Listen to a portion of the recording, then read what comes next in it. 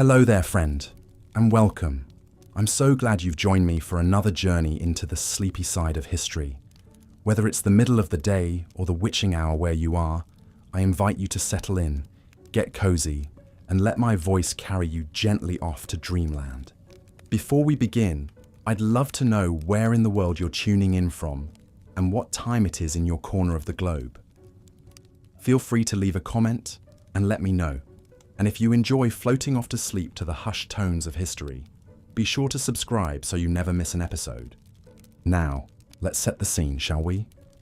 Picture this, the sun rising over the shimmering Nile, casting its golden glow across the desert sands.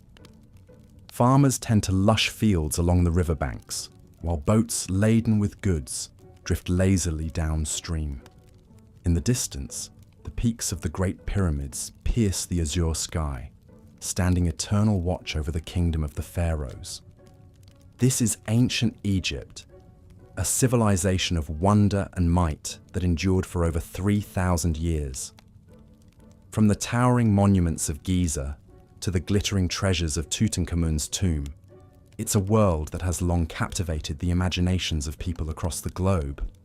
But life in the land of the Nile was not all gold and glory. Beneath the veneer of power and prosperity lay a society with a stark divide between the haves and have-nots. And perhaps no group felt this inequality more keenly than women. To be sure, women in ancient Egypt enjoyed some freedoms and legal rights that set them apart from their counterparts in other ancient societies. They could own property, conduct business transactions, and even initiate divorce proceedings. Some royal and upper-class women, like Nefertiti and Cleopatra, even wielded significant political influence. But make no mistake, this was still a deeply patriarchal world, one where women were considered inferior to men, both socially and legally. They were barred from holding positions of real power, shut out of the priesthood and the scribal class. They couldn't vote, couldn't serve on juries, couldn't independently make contracts. In short, they were second-class citizens. From birth to death, an ancient Egyptian woman's life was largely defined by her relationship to the men around her. As a child, she was under the control of her father. As an adult, her husband. If widowed, her son. At every stage, she needed a male guardian to represent her interests and make decisions on her behalf. This lack of autonomy, combined with limited economic and educational opportunities, meant that most women, even among the upper classes, had very circumscribed lives. If they were lucky enough to be literate, it was usually just enough to keep household accounts. Their career options were mostly limited to domestic work within the household. And of course, their primary role was to bear children, many children, to replace the staggering number lost to disease and accidents. It's estimated that around 1 in 3 women in ancient Egypt died in childbirth. Without modern medicine, even a seemingly uncomplicated pregnancy or delivery could quickly turn deadly. Those who did survive might be fortunate to live into their 30s or 40s, old age by the standards of the time. But even a long life was no picnic. An elderly widow with no sons to support her might find herself cast out on the street, forced to beg for food and shelter. The lucky ones might be taken in by other family or welcomed into the temple as a servant. But many surely met lonely, impoverished ends. For a glimpse of the realities of womanhood in ancient Egypt, we need look no further than the life of Queen Nefertiti. You might know her as the preternaturally beautiful face immortalized in limestone, gazing out across eternity with her enigmatic smile. And indeed, Nefertiti was renowned for her great beauty.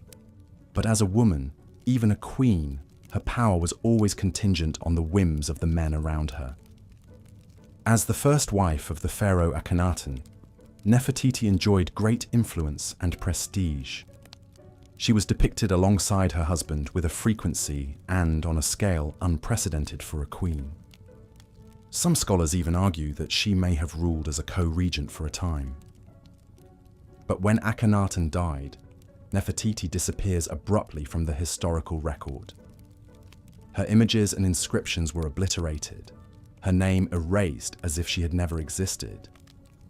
Many Egyptologists believe this was the work of Akhenaten's successor, the young pharaoh Tutankhamun, as he sought to restore the old gods and orthodox religion that Akhenaten had abolished.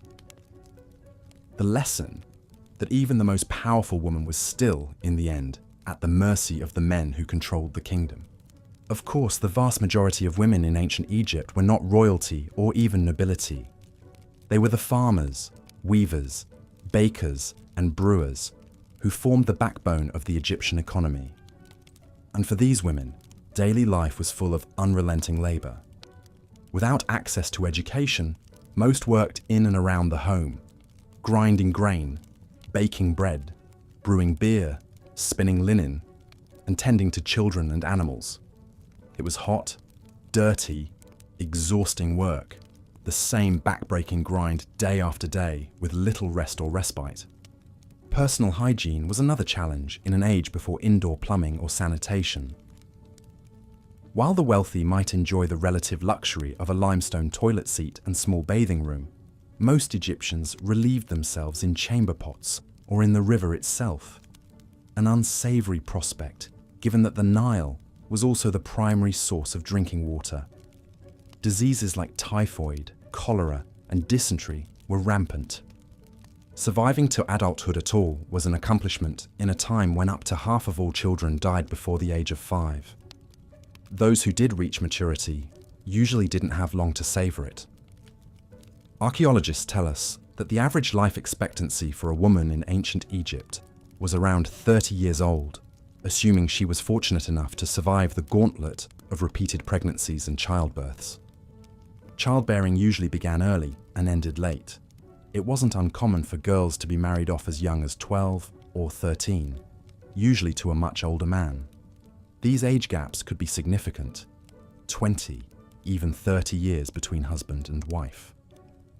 A 14-year-old girl might find herself married to a man in his 40s, a disparity that only underscored the power imbalance between the sexes. Successive pregnancies would follow, one after the other, in an attempt to produce as many healthy children as possible, especially sons to carry on the family name and lineage. With little to no formal medical care, each pregnancy was a game of Russian roulette. Any number of complications from preeclampsia to obstructed labor could easily result in the death of mother, baby, or both.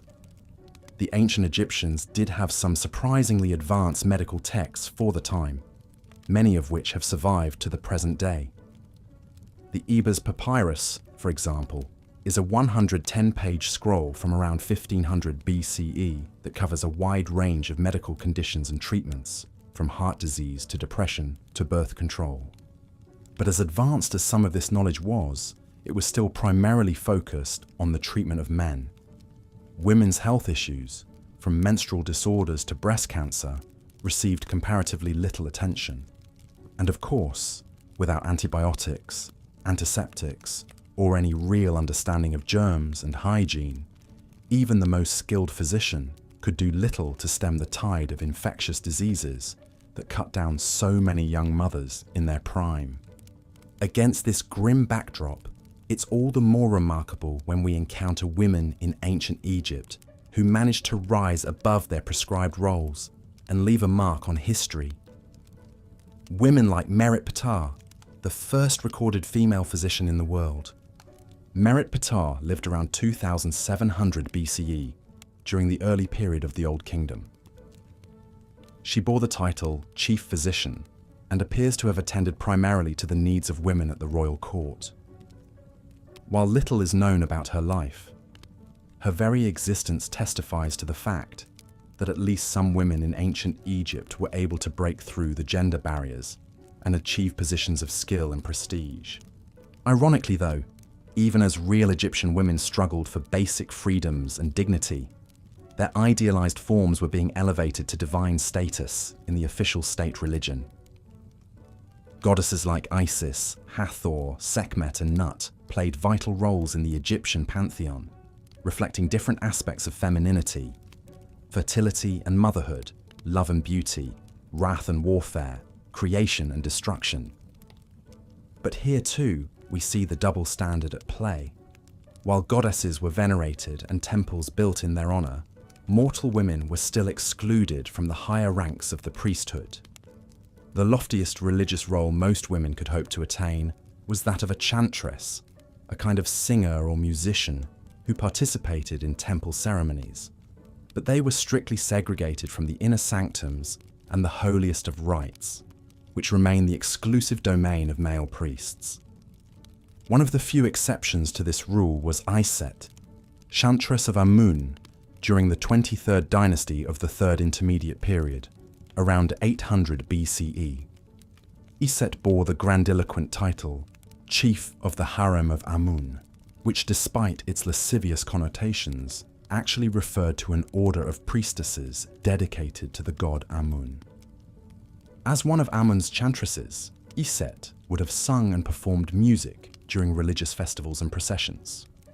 She also would have had a role in managing the sizable estates and holdings belonging to Amun's cult.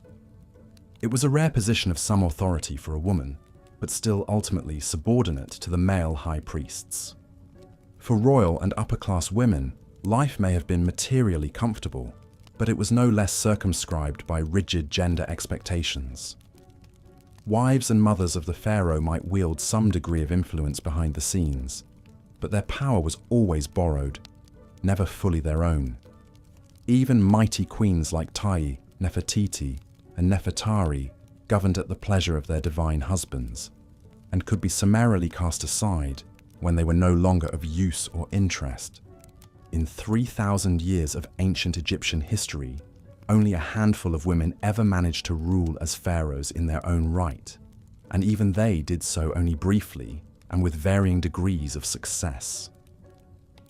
The most famous of these is undoubtedly Hatshepsut, the fifth pharaoh of the 18th dynasty, who ruled for over 20 prosperous years in the 15th century BCE.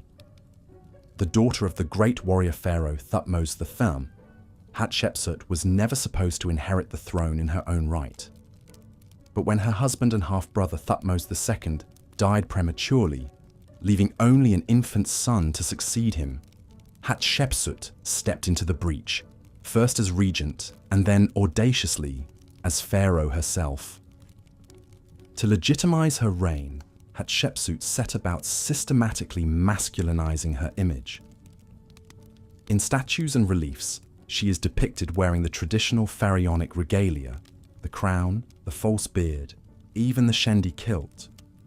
She referred to herself using male pronouns and titles. For all intents and purposes, she became a man in both form and function. And by all accounts, she ruled well and effectively, ushering in a period of peace and plenty for Egypt. She expanded trade networks, commissioned grand building projects like her magnificent mortuary temple at Deir el-Bahri, and even mounted a successful military campaign in Nubia. But for all her achievements, Hatshepsut's legacy was ultimately not secure. After her death, her names and images were systematically chiseled out of monuments, her statues smashed, her accomplishments attributed to the male pharaohs who came before and after. It was as if the powers that be were trying to erase the memory of a woman who dared to rule as a man. Such was the fate of even the most exceptional women in ancient Egypt. No matter how high they might rise or what they might achieve, their place in society was always precarious, their hard-won gains easily eroded or erased entirely by the capricious currents of male-dominated power structures.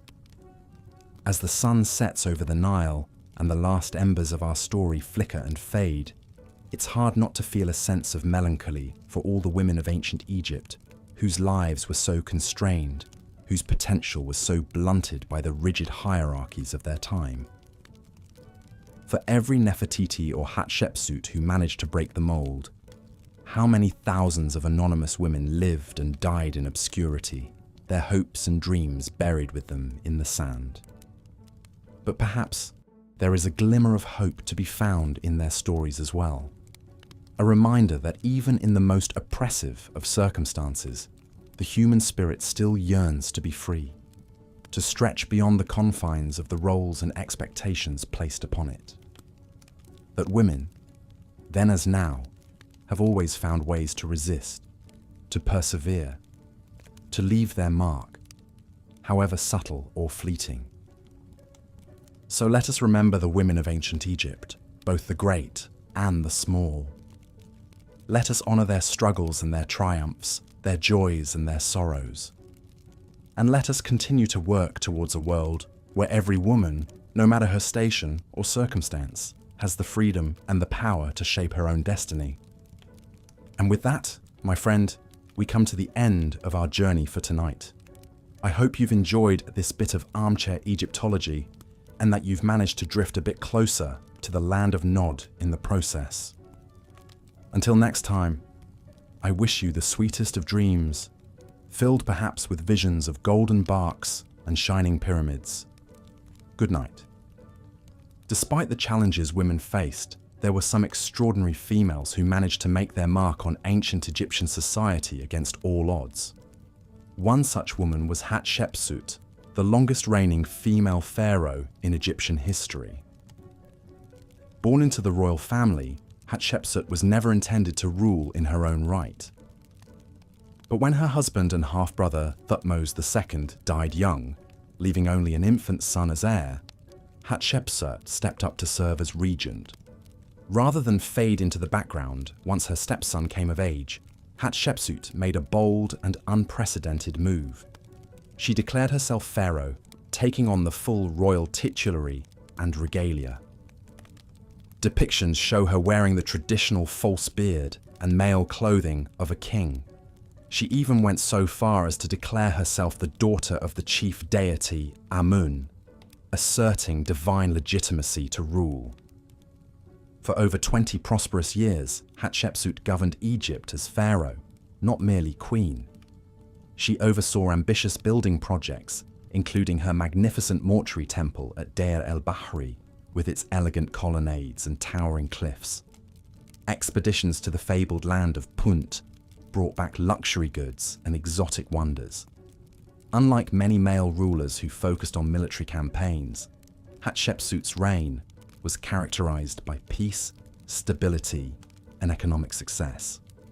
Despite her many accomplishments, Hatshepsut's legacy was nearly erased after her death.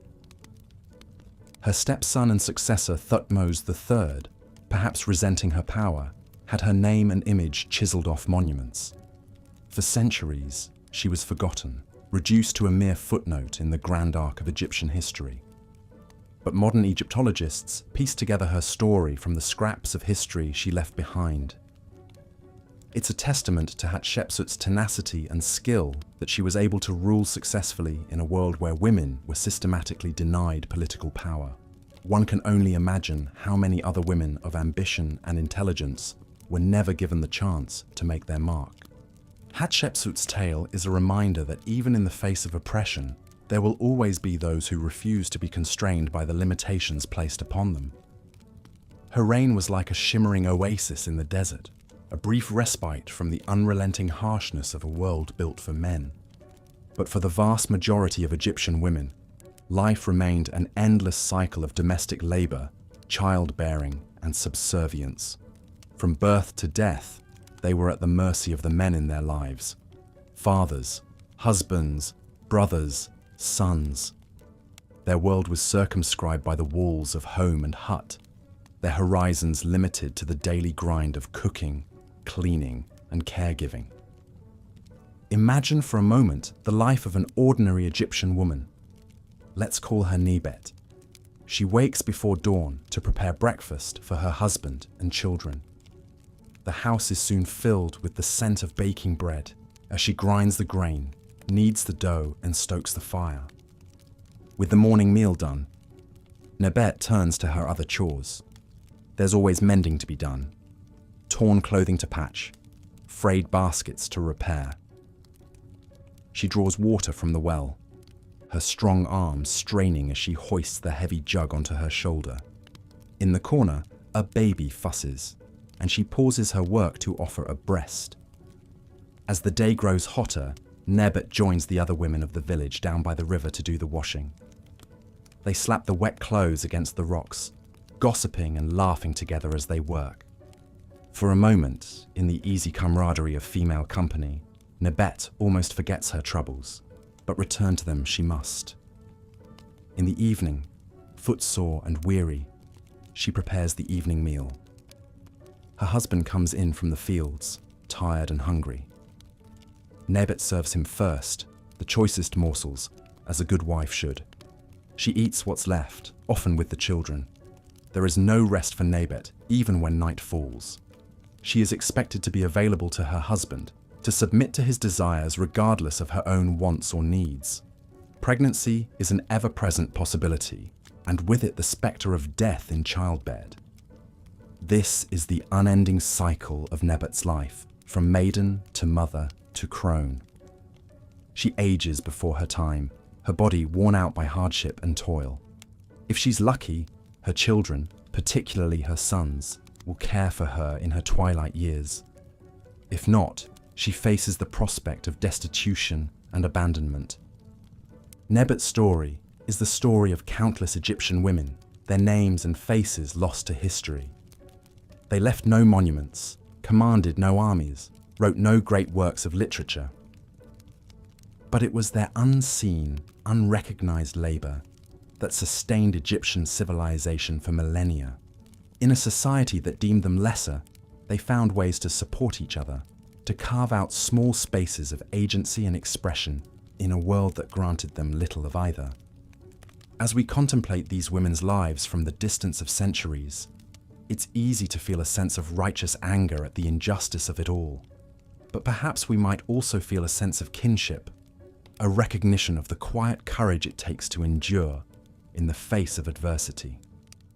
In their resilience, their resourcefulness, their ability to find light in the darkness, these long-ago women speak to the unbreakable strength of the human spirit.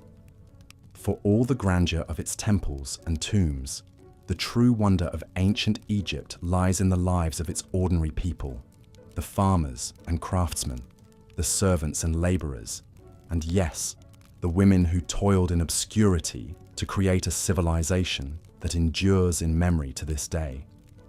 As we run our fingers over the cool stone of a sphinx or trace the graceful lines of hieroglyphs, let us remember the invisible hands that made it all possible.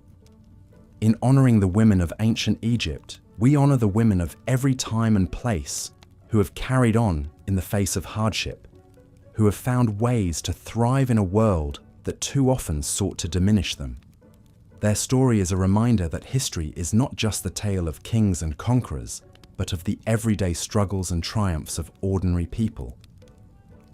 As we drift off to sleep, let our dreams be filled not with the glittering gold of pharaohs, but with the warm, work-worn hands of the women who made Egypt possible. Let us carry their memory forward, a tribute to the enduring power of the human spirit to endure, to overcome, to leave a mark on the world, however small or fleeting. In the end, perhaps that is the greatest legacy of all. Part 4. The scorching desert sun beats down mercilessly as we turn our attention to the realm of health and hygiene for women in ancient Egypt. While the grand monuments and opulent lifestyles of the elite may paint a picture of prosperity, the reality for most women was far less idyllic. The lack of modern medical knowledge and sanitation meant that disease and mortality were constant companions, lurking in the shadows of everyday life. For women, the perils of childbirth loomed large. Without the benefits of modern medicine, bringing new life into the world was a treacherous endeavor. The ancient Egyptians revered fertility and placed great importance on motherhood, but the price of this veneration was often paid in blood. It is estimated that as many as 1 in 3 women died during childbirth, their lives cut short by complications that today might be easily managed. The sorrow of a child lost before even drawing breath, or a mother taken too soon, leaving her family to mourn, was a tragically common occurrence. Even for those who survived the trials of labor, the spectre of illness was never far away. The lack of proper sanitation meant that diseases could spread like wildfire through crowded cities and villages. For the poor, living in close quarters with little access to clean water or waste disposal, the risk was even greater. While the wealthy elite might have enjoyed some rudimentary plumbing and toilets, for most women, the daily realities of managing hygiene were a constant struggle. It's not that the ancient Egyptians were ignorant of the need for cleanliness and health. Indeed, they left behind a number of advanced medical texts that showcase a surprising understanding of the human body and various ailments. However, these texts were almost exclusively focused on the health of men, with women's needs often overlooked or misunderstood. The female body was a mystery, and one that was often viewed with suspicion or even fear. Against this backdrop of medical inequality, it is all the more remarkable to consider the story of Merit Ptah, the first recorded female physician in history. Living during the Second Dynasty, around 2700 BCE, Merit Ptah was a trailblazer in a field dominated by men. As a chief physician, she would have been responsible for tending to the health needs of the royal court. But it is her work with women that truly sets her apart. In a time when women's health was often neglected, Merit Ptah made it her mission to care for her fellow women. She would have treated a wide range of ailments, from the everyday aches and pains to the life-threatening complications of childbirth. Her knowledge and skill must have been extraordinary as she navigated the complex world of ancient Egyptian medicine with a focus on the unique needs of women. One can only imagine the relief and gratitude that her patients must have felt, knowing that there was someone who understood their struggles and was dedicated to their well-being. Merit Ptah's legacy echoes down through the ages, a reminder that even in the most challenging of circumstances, there have always been those who fought for the health and dignity of women. As we leave Merit Ptah to her vital work, we turn our gaze to the world of fashion and beauty in ancient Egypt. For women, the pressure to conform to certain standards of appearance was intense. The ideal woman was youthful, slender, and exquisitely adorned, with makeup, jewelry, and elaborate wigs and hairpieces. The art and imagery of ancient Egypt frequently depicts women in these highly stylized forms, their physical attributes exaggerated and idealized. But the reality of achieving these beauty standards was far less glamorous. Wigs, often made from human hair, could be heavy and uncomfortable, especially in the sweltering heat of the desert sun. Women would shave their heads to accommodate these wigs, a practice that was both time-consuming and potentially dangerous, as razors were often made from bronze or flint. Makeup, too, was a double-edged sword. The dramatic kohl-rimmed eyes and painted lips that we associate with ancient Egyptian beauty were created using a variety of ingredients, some of which were toxic. Lead, copper, and even arsenic were used to create vibrant colors, and the long-term effects of these substances on the skin and body can only be imagined.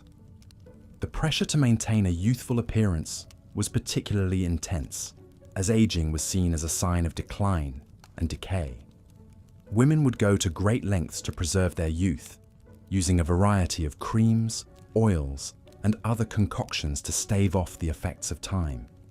The idea that a woman's value was tied to her physical appearance was deeply ingrained in Egyptian society, and the consequences for failing to meet these standards could be severe. But perhaps no woman in ancient Egypt felt the weight of these expectations more keenly than Cleopatra VII, the last queen of the Ptolemaic dynasty. Born into a world of opulence and intrigue, Cleopatra was renowned for her beauty, wit, and intelligence.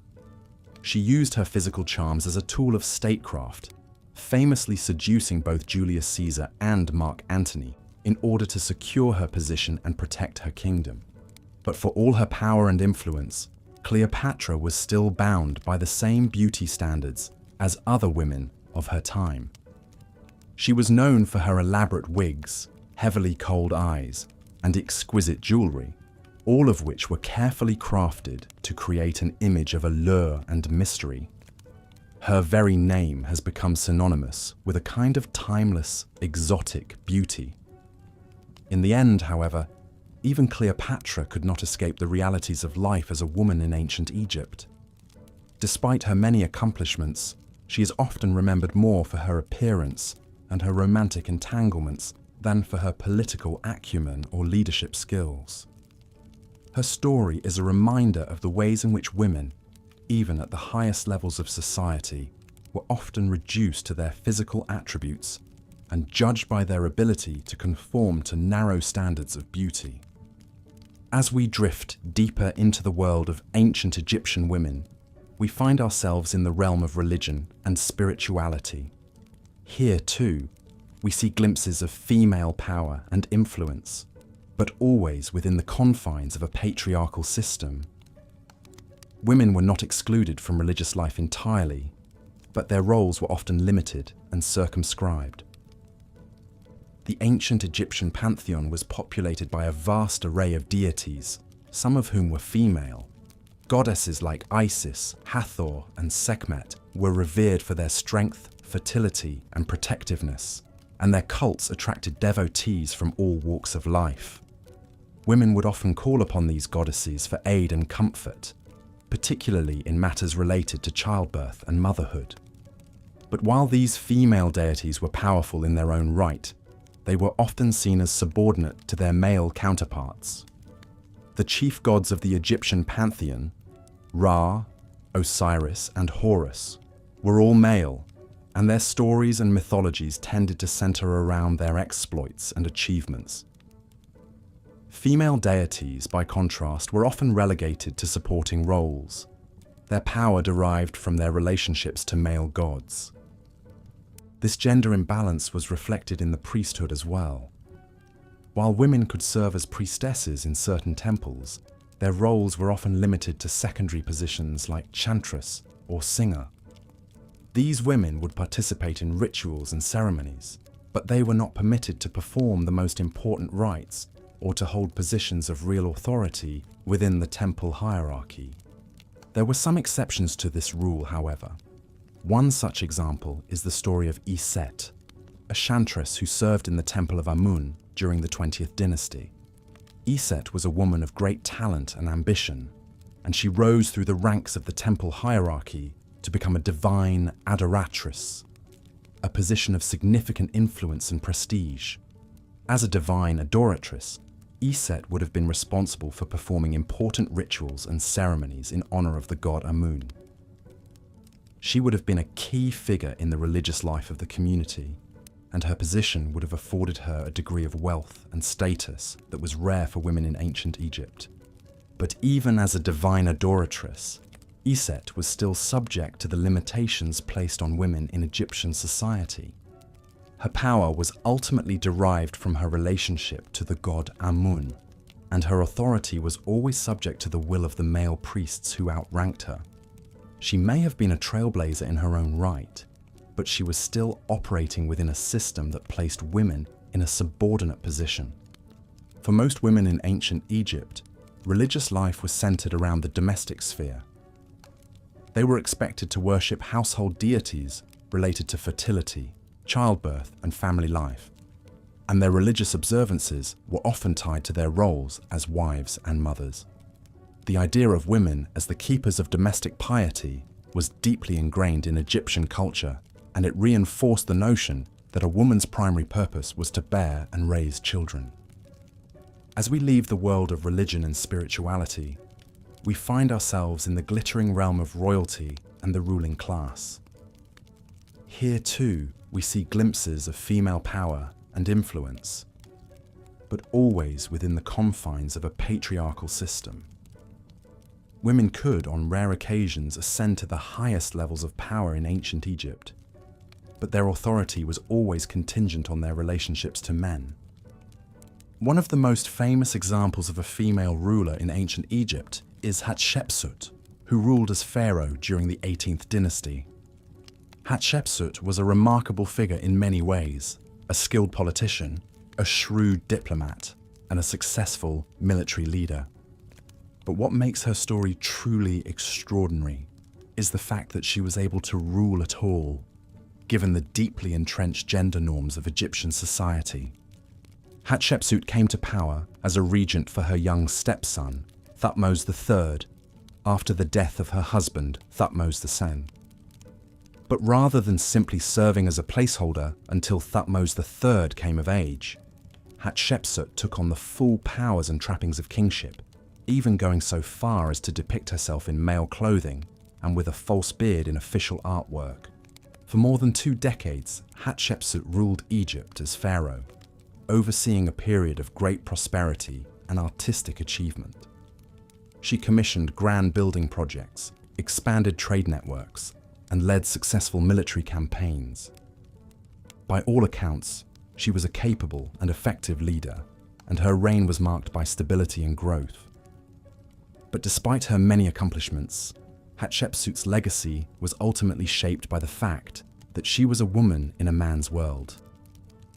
After her death, her successor Thutmose III embarked on a campaign to erase her memory, defacing her monuments and removing her name from official records. While her reign was remarkable, it was also seen as an aberration, a temporary deviation from the natural order of things.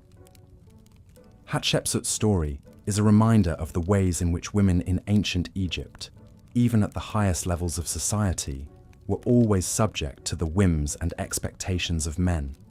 A woman might be able to rule as pharaoh, but her power was always contingent on the approval and acceptance of the men around her. And in the end, her legacy was often determined not by her own achievements, but by the way in which she was remembered, or forgotten, by the men who came after her. Part 5. As we come to the end of our journey through the lives of women in ancient Egypt, we are left with a sense of both awe and sorrow.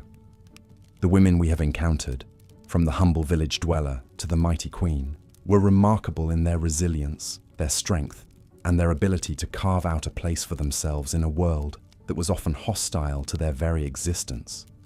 But for all their accomplishments, these women were still ultimately bound by the same oppressive gender roles and expectations that have plagued women throughout history. They may have had moments of power and influence, but these were always tempered by the reality of their subordinate status in society. In ancient Egypt, women were revered in myth and art as the embodiments of fertility, beauty, and motherhood. But in reality, they were second-class citizens, their worth determined by their ability to bear children and maintain domestic harmony. They were excluded from positions of real power and authority, and their voices were often silenced or ignored. And yet, despite all of this, women in ancient Egypt found ways to assert their agency and make their mark on the world. They were healers and priestesses, artisans and entrepreneurs, queens and pharaohs. They left behind a legacy of resilience and determination that continues to inspire and challenge us to this day. As we drift off to sleep, let us hold these women in our hearts and minds. Let us remember their struggles and their triumphs, their joys and their sorrows. Let us honor their memory by continuing the fight for gender equality and justice in our own lives and in the world at large. And let us dream of a future in which all women, regardless of their circumstances, are able to live with dignity, autonomy, and respect. A future in which the contributions of women are valued and celebrated, not just in myth and legend, but in the everyday realities of life. For the women of ancient Egypt, and for women throughout history, this dream has been a long time coming. But as we close our eyes and let the sands of time sweep over us, we can take comfort in the knowledge that change is possible, that progress is happening, and that a better world is within our reach. So let us rest now, and let us dream of that world, a world in which every woman is free to be herself, to pursue her passions and her goals, to love and be loved, to live and to thrive. A world in which the stories of women are not just footnotes in the annals of history, but the very fabric of our shared human experience. And let us awaken tomorrow with renewed purpose and determination, ready to do our part in creating that world. For the women of ancient Egypt, and for women everywhere, the fight goes on. But together, we can make a difference. Together, we can build a future in which all women can live with the dignity and respect they deserve. As the scorching Egyptian sun beat down upon the bustling streets of Thebes, a young woman named Isetnofret hurried along, her eyes downcast to avoid the leering gazes of the men she passed. Though she came from a respected middle-class family as a woman in ancient Egypt, Isetnofret's life was far from easy. Like most girls, she'd been married off at a young age to a man nearly twice her age, a common practice in a society where women were considered little more than property to be traded and bargained for. Isetnofret's days were filled with endless domestic chores, grinding grain, baking bread, brewing beer, and tending to the needs of her husband and children. It was a life of drudgery, with little room for personal ambition or fulfillment. But Isetnofret knew she was one of the lucky ones. Many women in Egypt weren't even afforded the basic protections of marriage, left to fend for themselves in a world that viewed them as little more than objects for men's pleasure and service. As she made her way through the winding streets, Isetnofret couldn't help but feel a sense of envy as she passed by the grand temples and palaces that dominated the city skyline. In those hallowed halls, the elite men of Egypt's ruling class lived lives of luxury and power, while women like her were relegated to the shadows. Even the greatest of Egypt's queens, like the legendary Nefertiti, were ultimately beholden to the whims of the pharaohs they served. Nefertiti's story was one that had always fascinated Isetnofret. As the chief wife of Pharaoh Akhenaten, Nefertiti had risen to become one of the most powerful women in Egypt's history. Her beauty was renowned throughout the land, her likeness immortalized in countless statues and paintings. But for all her influence and status, Nefertiti's fate was ultimately tied to that of her husband. When Akhenaten had first come to power, he had shocked the nation by declaring that there was only one true god, Aten, the sun disk. He had ordered the construction of a grand new capital city, Amarna, dedicated to the worship of this strange new deity. And Nefertiti had been right there by his side, her name and image intertwined with his in the art and inscriptions of the new regime. But Akhenaten's religious revolution had been deeply unpopular with the powerful priests of the old gods, and after his death, they had worked tirelessly to erase his memory from history. Nefertiti, too, had disappeared from the record, her final fate unknown. Some said she had died alongside her husband, others that she had been banished to a remote desert outpost. But the truth was lost to the sands of time. For Isetnofret, Nefertiti's story was a reminder of the precarious position that even the most powerful women in Egypt found themselves in. In a society where women were considered little more than extensions of the men in their lives, their fortunes could change in an instant with the shifting winds of politics and religion. And yet, as she made her way through the bustling marketplace, Isetnofret couldn't help but feel a sense of pride and resilience in the women around her. They may have been denied the same rights and freedoms as men, but they found ways to carve out their own spaces of agency and autonomy. In the tight-knit networks of female friends and family, in the quiet subversions of domestic life, in the whispered stories and songs passed down from mother to daughter. The women of Egypt found ways to resist and survive in a world that sought to deny them their humanity. As Isetnofret made her way back to her small mud brick house on the outskirts of the city, she reflected on the life that lay ahead of her. It would be a life of hard work and sacrifice, of bearing children and tending to the needs of her family. But it would also be a life lived on her own terms, in the company of the women who understood the struggles and joys of being a woman in ancient Egypt. In the years to come, Isetnofret would face many trials and hardships. She would lose children to disease and malnutrition. her body ravaged by the toll of multiple pregnancies. She would endure the scorn and abuse of men who saw her as little more than a possession to be used and discarded. But through it all, she would find strength in the bonds of sisterhood, in the knowledge that she was part of a long line of women who had endured and persevered through the centuries. As night fell over the city, Isetnofret settled down to sleep, her body exhausted from the day's labors. But even in her dreams, she could not escape the weight of her womanhood. She dreamed of Nefertiti, resplendent in her royal regalia, her face serene and untroubled even as the world around her crumbled. She dreamed of her own mother and grandmother, their hands rough and calloused from a lifetime of work, their eyes filled with the wisdom of generations. And she dreamed of a future where women could be more than just wives and mothers, where they could be scholars and artists, leaders and rebels. It was a future that seemed impossibly distant, but one that Isetnofret knew she would fight for, in her own small way, every day of her life.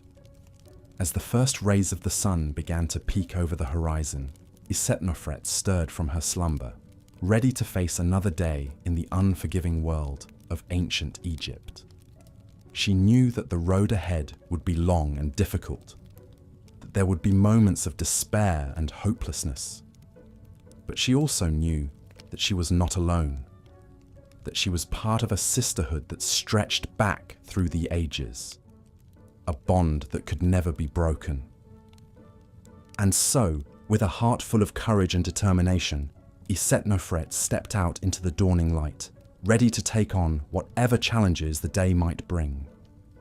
For she was a woman of Egypt, and though her life might be hard, her spirit was unbreakable. In a world that sought to crush her beneath the weight of tradition and oppression, she would find a way to rise, to claim her place in the tapestry of history, one small victory at a time. As the scorching desert winds swirled around the mighty Sphinx, stirring up eddies of golden sand, one could almost hear the echoes of women's voices drifting across the centuries. Mothers and daughters, queens and commoners, priestesses and physicians, all bound together by the shared experience of womanhood in this complex and often unforgiving land.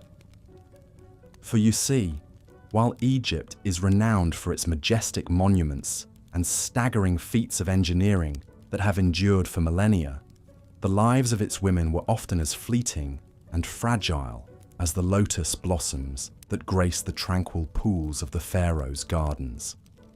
To be a woman in ancient Egypt was to walk a tightrope between revered symbol and oppressed subject, where one's worth was measured not by her own accomplishments, but by her relation to the men who ruled over her.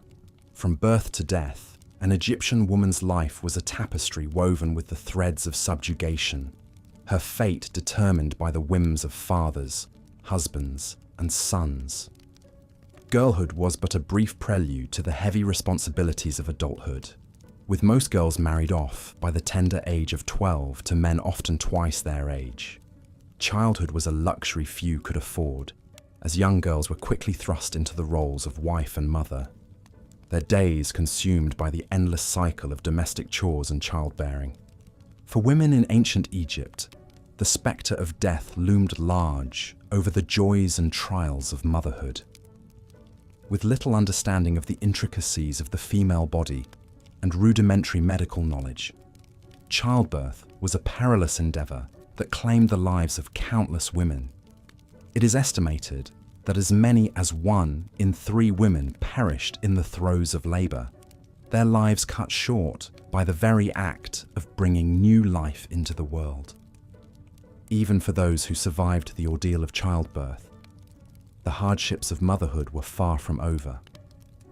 With an average life expectancy of just 30 years, most women would bear numerous children in their short lifetimes, their bodies worn down by the constant strain of pregnancy and nursing. The pressure to produce heirs, especially sons, was immense, and a woman's value was often measured by her fertility. But amidst the struggles and sacrifices of motherhood, there were moments of joy and tenderness that illuminated the lives of Egyptian women like rays of sunlight piercing through the clouds. The bond between mother and child was cherished and celebrated in art and literature, with goddesses like Isis revered as the ultimate embodiment of maternal love and devotion. One such mother who left an indelible mark on the annals of Egyptian history was Queen Tai, the beloved wife of Pharaoh Amenhotep III and mother of the infamous Akhenaten. Born a commoner, Tai rose to become one of the most influential women of her time, wielding considerable power and influence in the royal court. Her legacy endures in the many monuments and inscriptions that bear her name, testament to the high esteem in which she was held by her husband and son. But even a queen as mighty as Tiye was not immune to the heartache and loss that plagued the lives of all Egyptian mothers. Of the 6 children she bore, only 2, Akhenaten and his sister Sitamun, survived to adulthood. The others, including the Crown Prince Thutmose, were claimed by the cruel hand of fate, leaving Tai to bear the burden of grief that was all too familiar to the women of her time. As the years passed and a woman's childbearing days came to an end, she would enter the twilight of her life, her status and security dependent on the children she had borne and raised. If she was fortunate enough to have outlived her husband, she would rely on her sons to provide for her in her old age, her days spent in quiet reflection and the company of her grandchildren. But for the many widows who had no sons to support them, old age could be a time of great hardship and vulnerability. With no means of their own and little recourse under the law, these women were often left to fend for themselves, their fate uncertain in a society that placed little value on the lives of its elders. It is against this backdrop of struggle and resilience that the story of Nefertiti, one of the most famous and enigmatic women of ancient Egypt, takes on a new and poignant meaning. Born into a noble family, Nefertiti rose to become the chief wife of Pharaoh Akhenaten, her beauty and grace immortalized in the many statues and reliefs that bear her likeness. But beneath the surface of her serene and regal exterior, Nefertiti's life was marked by the same trials and tribulations that befell all Egyptian women. Like so many of her contemporaries, she was married at a young age to a man she barely knew, her destiny entwined with that of a pharaoh who would go on to upend the very foundations of Egyptian society. As Akhenaten embarked on his radical religious reforms, elevating the worship of the sun god Aten above all others, Nefertiti found herself at the center of a cultural and spiritual revolution that would shake the very core of Egyptian identity. She stood by her husband's side as he built a new capital city, Amarna, dedicated to the glory of the Aten, her own image forever linked with that of the heretic king. But even as she basked in the glow of her husband's favor and the adoration of her subjects, Nefertiti's life was not without its sorrows and hardships. Like so many women of her time, she endured the pain of losing children, with several of her daughters dying in infancy or childhood. And when Akhenaten himself passed away, leaving his young son Tutankhamun to inherit the throne, Nefertiti's fate became uncertain. Some scholars believe that she may have ruled briefly as pharaoh herself, taking on the mantle of leadership in a time of great upheaval and transition. Others suggest that she may have been cast aside, her influence and power waning in the face of shifting political winds. Whatever the truth may be, Nefertiti's story serves as a poignant reminder of the precarious position that even the most powerful and influential women occupied in ancient Egyptian society. For all her beauty and grace, for all her regal bearing and commanding presence, Nefertiti was still, at her core, a woman, a daughter, a wife, a mother, subject to the same fears, sorrows, and uncertainties that plagued the lives of all Egyptian women. Her story, like that of so many others, is one of resilience and strength in the face of adversity, of the enduring power of the human spirit to overcome even the most daunting of obstacles. As we ponder the lives of these ancient women, separated from us by the vast expanse of time and culture, we cannot help but feel a sense of kinship and connection to their struggles and triumphs. For though the world has changed in countless ways since the days of the pharaohs, the essence of what it means to be a woman, to love, to nurture, to endure, remains as timeless and universal as the sands of the desert itself. In the end, the legacy of ancient Egyptian women is one of quiet strength and resilience, of the ability to find moments of joy and meaning in even the harshest of circumstances. It is a legacy that echoes down through the ages, whispering to us from across the centuries, reminding us of the indomitable spirit that lies at the heart of every woman's soul.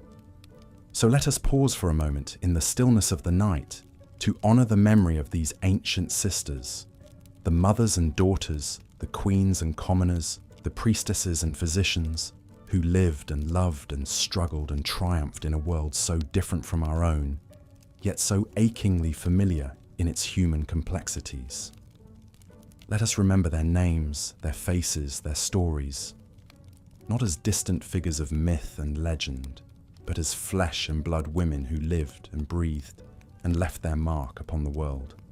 And as we drift off into the welcoming embrace of sleep, let us carry with us the wisdom and strength of these ancient women, their spirits forever woven into the fabric of our own lives, guiding us through the challenges and triumphs that lie ahead. For in the end, we are all daughters of Egypt, bound together by the timeless threads of womanhood that stretch across the ages, connecting us to the past, the present, and the future, in an unbroken chain of resilience, hope, and love. Wise pharaohs valued their counsel, and some, like Nefertiti, held sway over matters of state alongside their husbands. But even a queen of Egypt walked a precarious path. Her influence relied on remaining in the fickle pharaoh's good graces. Should she fall out of favor or fail to produce an heir, she could be cast aside, her status and security vanishing like a mirage in the desert. The tale of Queen Tyre illustrates the heights a royal woman could reach, but also the limits she faced.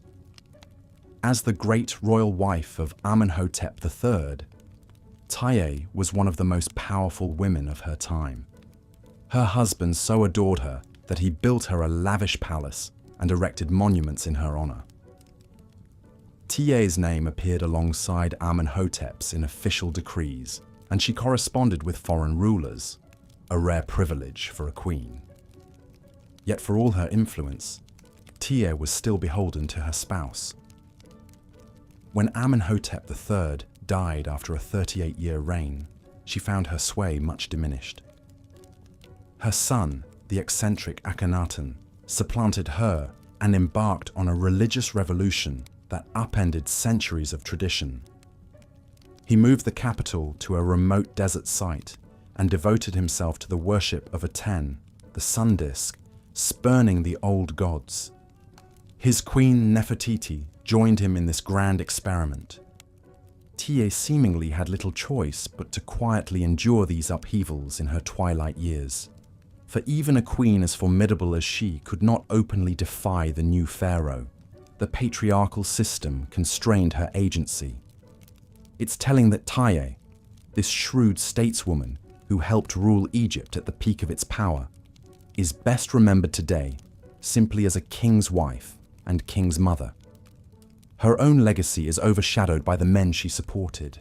Such was the plight of even the most elite women in ancient Egypt. A gilded cage is still a cage. Queens may have resided in palaces dripping with Nubian gold and dined on delicacies from across the empire. But they knew their status could be stripped at any time based on the whims of men. They poured their energies into advancing the prospects of their sons, knowing their own security in old age depended on having a male heir reach the throne. Only a handful of women managed to rule Egypt in their own right as female kings. The most famous, Hatshepsut, seized power after the death of her husband Thutmose II in the 15th century BCE. Although intended only as regent for her young stepson, Hatshepsut declared herself pharaoh and reigned for over 2 decades during the prosperous 18th dynasty. As pharaoh, Hatshepsut adopted all the trappings of male kingship. She wore the crown and ceremonial beard and referred to herself with male pronouns. She launched ambitious building projects and lucrative trade expeditions. By all accounts, she ruled effectively, bringing wealth and stability to Egypt. Yet her story also reveals the precariousness of female power. Late in Hatshepsut's reign, her stepson Thutmose III came of age and was named co-ruler. Evidence suggests a power struggle between them. After her death, Thutmose III systematically chiseled Hatshepsut's name off monuments and relegated her to obscurity, possibly to legitimize his own rule. While he grudgingly left her funerary temple standing, he literally tried to erase her legacy as pharaoh. For nearly all of ancient Egyptian history, the throne passed from father to son. The kingship was a male role, its duties entwined with masculine attributes. Hatshepsut ruled successfully by styling herself in the image of a male king. She was the exception that proved the rule. Women were not considered fit to govern on their own. The warrior queens of ancient Egypt faced similar challenges. Ahotep I, wife of the pharaoh Seqenenre Tao II, took decisive action to defend her country against the invading Hyksos in the 16th century BCE. After her husband was slain in battle, Ahotep may have served as regent and rallied the nation at a time of crisis. She was honored with the title King's Mother for ensuring the kingship passed to her sons. A stela praises Ahotep as one who cares for Egypt. She looked after her soldiers. She guarded her. She brought back her fugitives and collected together her deserters. She pacified Upper Egypt and expelled her rebels. This inscription suggests she even led armies into battle, a remarkable feat for a woman of her time. Yet Ahotep's heroic deeds were in service of putting her male offspring Kamose and Amose on the throne. She held power temporarily as an interim leader until proper male rule could be restored. The ultimate goal was to uphold the patrilineal succession, not establish female leadership in its own right. Even the female rulers most successful at harnessing power still had to navigate the confines of a male-dominated system. Nefertiti, the iconic queen who ruled alongside her husband Akhenaten in the mid-14th century BCE, is celebrated for her beauty and influence. But her authority derived from her wifely status, not an independent queenship. As the principal wife of Akhenaten, Nefertiti played a prominent role in the Amarna period religious reforms that elevated the god Aten above all others. She was depicted worshipping alongside her husband in novel artwork that emphasized the royal couple as intercessors with the divine. Some images even show Nefertiti in the conventional poses of a male pharaoh, smiting enemies or making offerings to the gods. However, Nefertiti disappears from the historical record in the later years of Akhenaten's reign, possibly due to falling out of favor or dying prematurely. Her ultimate fate is unknown. Despite her high status, she relied on her husband's beneficence and may have been discarded when she was no longer useful to him. After Akhenaten's death, his son Tutankhamun, born Tutankhaten, reversed the Amarna reforms and restored the traditional religious order under the guidance of influential advisors. He moved the capital back to Thebes and reinstated the powerful Amun priesthood his father had alienated. It's notable that Nefertiti did not rule as regent for her stepson, as other royal women had done. Her power was so intertwined with Akhenaten's that it could not survive him. The royal women who did wield direct power often had to grapple with the dangerous intrigues of court politics. Queen Tausret, the last ruler of the 19th dynasty, was a rare female who ruled independently as pharaoh in the late 12th century BCE. She first served as regent for the child king Siptah, but took the throne in her own right after his early death. As a woman ruling alone, Tausret faced threats to her legitimacy from rival factions and would-be successors. she had to constantly shore up her authority and justify her rule. Significantly, Tausret adopted the full titulary of a male pharaoh and portrayed herself as a traditional king, fulfilling religious and military roles. Despite her efforts, Tausret's reign only lasted a few years before she was deposed by her male rival, Setnacht, founder of the 20th dynasty. Her monuments were usurped and her name largely erased from history, another stark example of female power being deliberately obliterated by a male successor. These select stories of prominent royal women hint at the rigid gender hierarchy that permeated all levels of ancient Egyptian society. Women's identities were inextricably tied to their roles as mothers and wives, not merited by their own abilities or attributes. The few who managed to attain leadership had to adopt masculine roles and work within a system stacked against them. But what of the bulk of ordinary women who labored at much lower stations in life? The wives of farmers, tradesmen, and servants. The picture that emerges is in many ways bleaker, their lot characterized by poverty, drudgery, and all too often, tragedy. Although the details of their daily lives have largely been lost to history, we can deduce much from ancient laws, medical texts, and archaeological finds. Take marriage, the social institution that defined most Egyptian women's lives. In a society without a robust social safety net, having a husband was essential for a woman's economic survival. For the father of the bride, arranging a match with a husband who could provide for his daughter was a foremost concern. The dowry given to the new couple also helped ensure the woman would be looked after. Ordinary women typically married around age 12 to 14, when they were viewed as ready for childbearing. Their husbands could be significantly older, already established in their work. Marriages were not so much romantic partnerships as practical arrangements. The husband was expected to support and protect his wife, while she was obligated to bear children and run the household. Since no organized religion held sway and there was no official registry of marriages, matrimony was essentially a private contract between families. The terms could be negotiated to allow for divorce, initiated by either party. But in practice, the system favored men, who held more financial and social clout. If a marriage failed, the woman was usually the one to lose her home and purpose.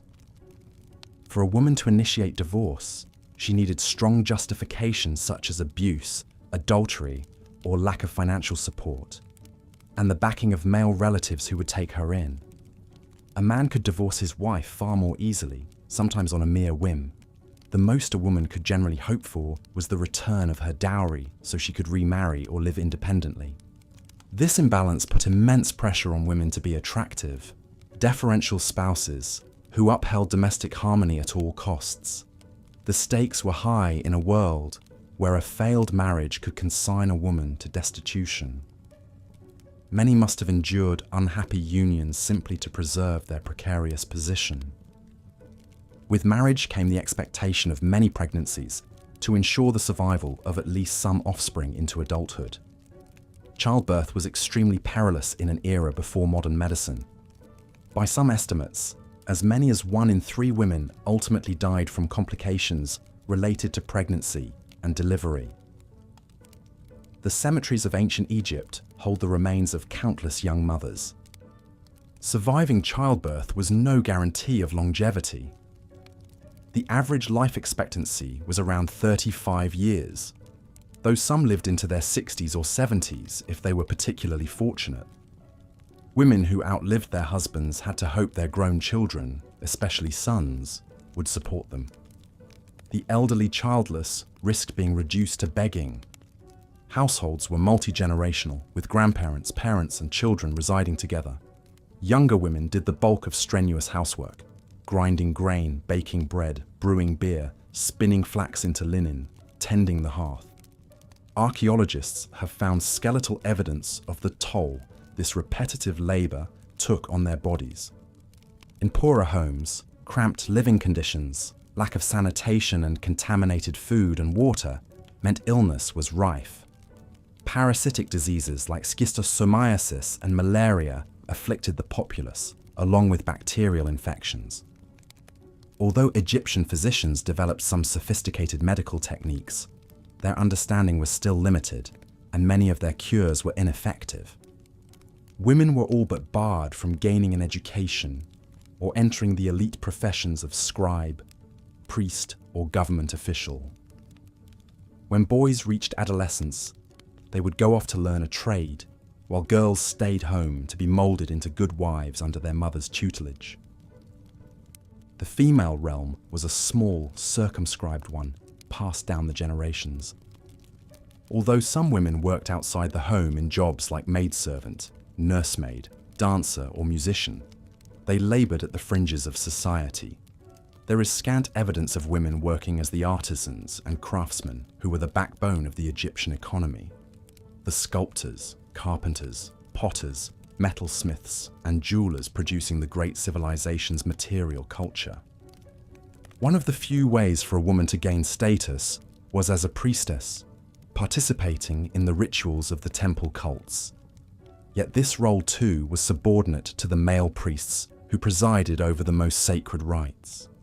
The most prominent female religious title was God's Wife of Amun, granted to select royal women who acted as ceremonial brides of the deity. Even in death, the gulf between the sexes remained stark. The mummification and burial practices that evolved to ensure a smooth passage to the afterlife were focused on the needs of men. The lavish provisions and spells inscribed on tomb walls emphasized the male occupant's identity and accomplishments. Wives were often depicted as passive companions. The great Egyptologist Zahi Hawass estimates that only roughly a third of the mummies discovered from ancient Egypt are female. It seems that even in the quest for eternal life, women were an afterthought. Those who were mummified were often interred in the tombs of their husbands, their own identities subsumed. From cradle to grave, ancient Egyptian women faced a harsh reality. Their lives were defined by their relationships to men, fathers, husbands, brothers, sons. They were prized as mothers and homemakers, but shut out from public life. The few who achieved power did so by emulating masculine roles that were otherwise off limits. Yet it would be a disservice to define ancient Egyptian women solely by their oppression. Within the confines of their prescribed roles, many found ways to make their mark and carve meaning into difficult circumstances. They raised children, tended homes and businesses, served in temples, and upheld the social order. Some lived with grace, dignity, and even influence. Take the example of Pesachée, a woman who lived during the 4th dynasty of the Old Kingdom, over 4,500 years ago. She bore the impressive title Overseer of Healers, indicating she was a physician in an era when medicine was a respected art. As the administrator of a medical school, she helped train other practitioners in the healing arts. Pesachée was also styled as a king's acquaintance, suggesting she was known to the ruler, perhaps even serving the royal household. For a woman to reach such a high station in a field like medicine was vanishingly rare. She must have been exceptionally capable to overcome the barriers to female education and professional advancement. Then there is Naunacht, a female worker from the artisan village of Deir el-Medina, who lived during the 20th dynasty of the New Kingdom, over 3,000 years ago. Her last will and testament has survived on papyrus, giving us a remarkable window into her life and personality. As a widow, Naunacht took charge of distributing her own property. In her will, Naunacht leaves the bulk of her estate to 3 of her 8 children who supported her in old age, showing a practical streak. She also frees several of her servants, demonstrating a degree of wealth and authority. That a woman of relatively modest means could own property and have agency to bequeath it as she chose reveals women had some limited financial autonomy. The will hints at family drama, with Naunacht chiding some of her children who have not paid attention to me during my lifetime. Far from a passive figure, she comes across as a formidable matriarch, well aware of her own mind and interests. one gets the sense Naunacht would not let herself be pushed around. These fleeting glimpses of individual women who asserted themselves within an oppressive system are a reminder not to view the women of ancient Egypt as a monolithic group. They had hopes and dreams, quirks and foibles. They loved their children fiercely and likely took pride in their accomplishments, however unsung. We can recognize the injustice of the world into which they were born while still appreciating their humanity. Their lives were a mosaic of small triumphs and private tragedies, of difficult circumstances faced with fortitude. In their struggles, setbacks and sacrifices, there is a poignant universality that echoes across the ages. So when we picture the woman in ancient Egypt, we should see her in her complexity. Laboring in the fields, her skin bronzed by the sun.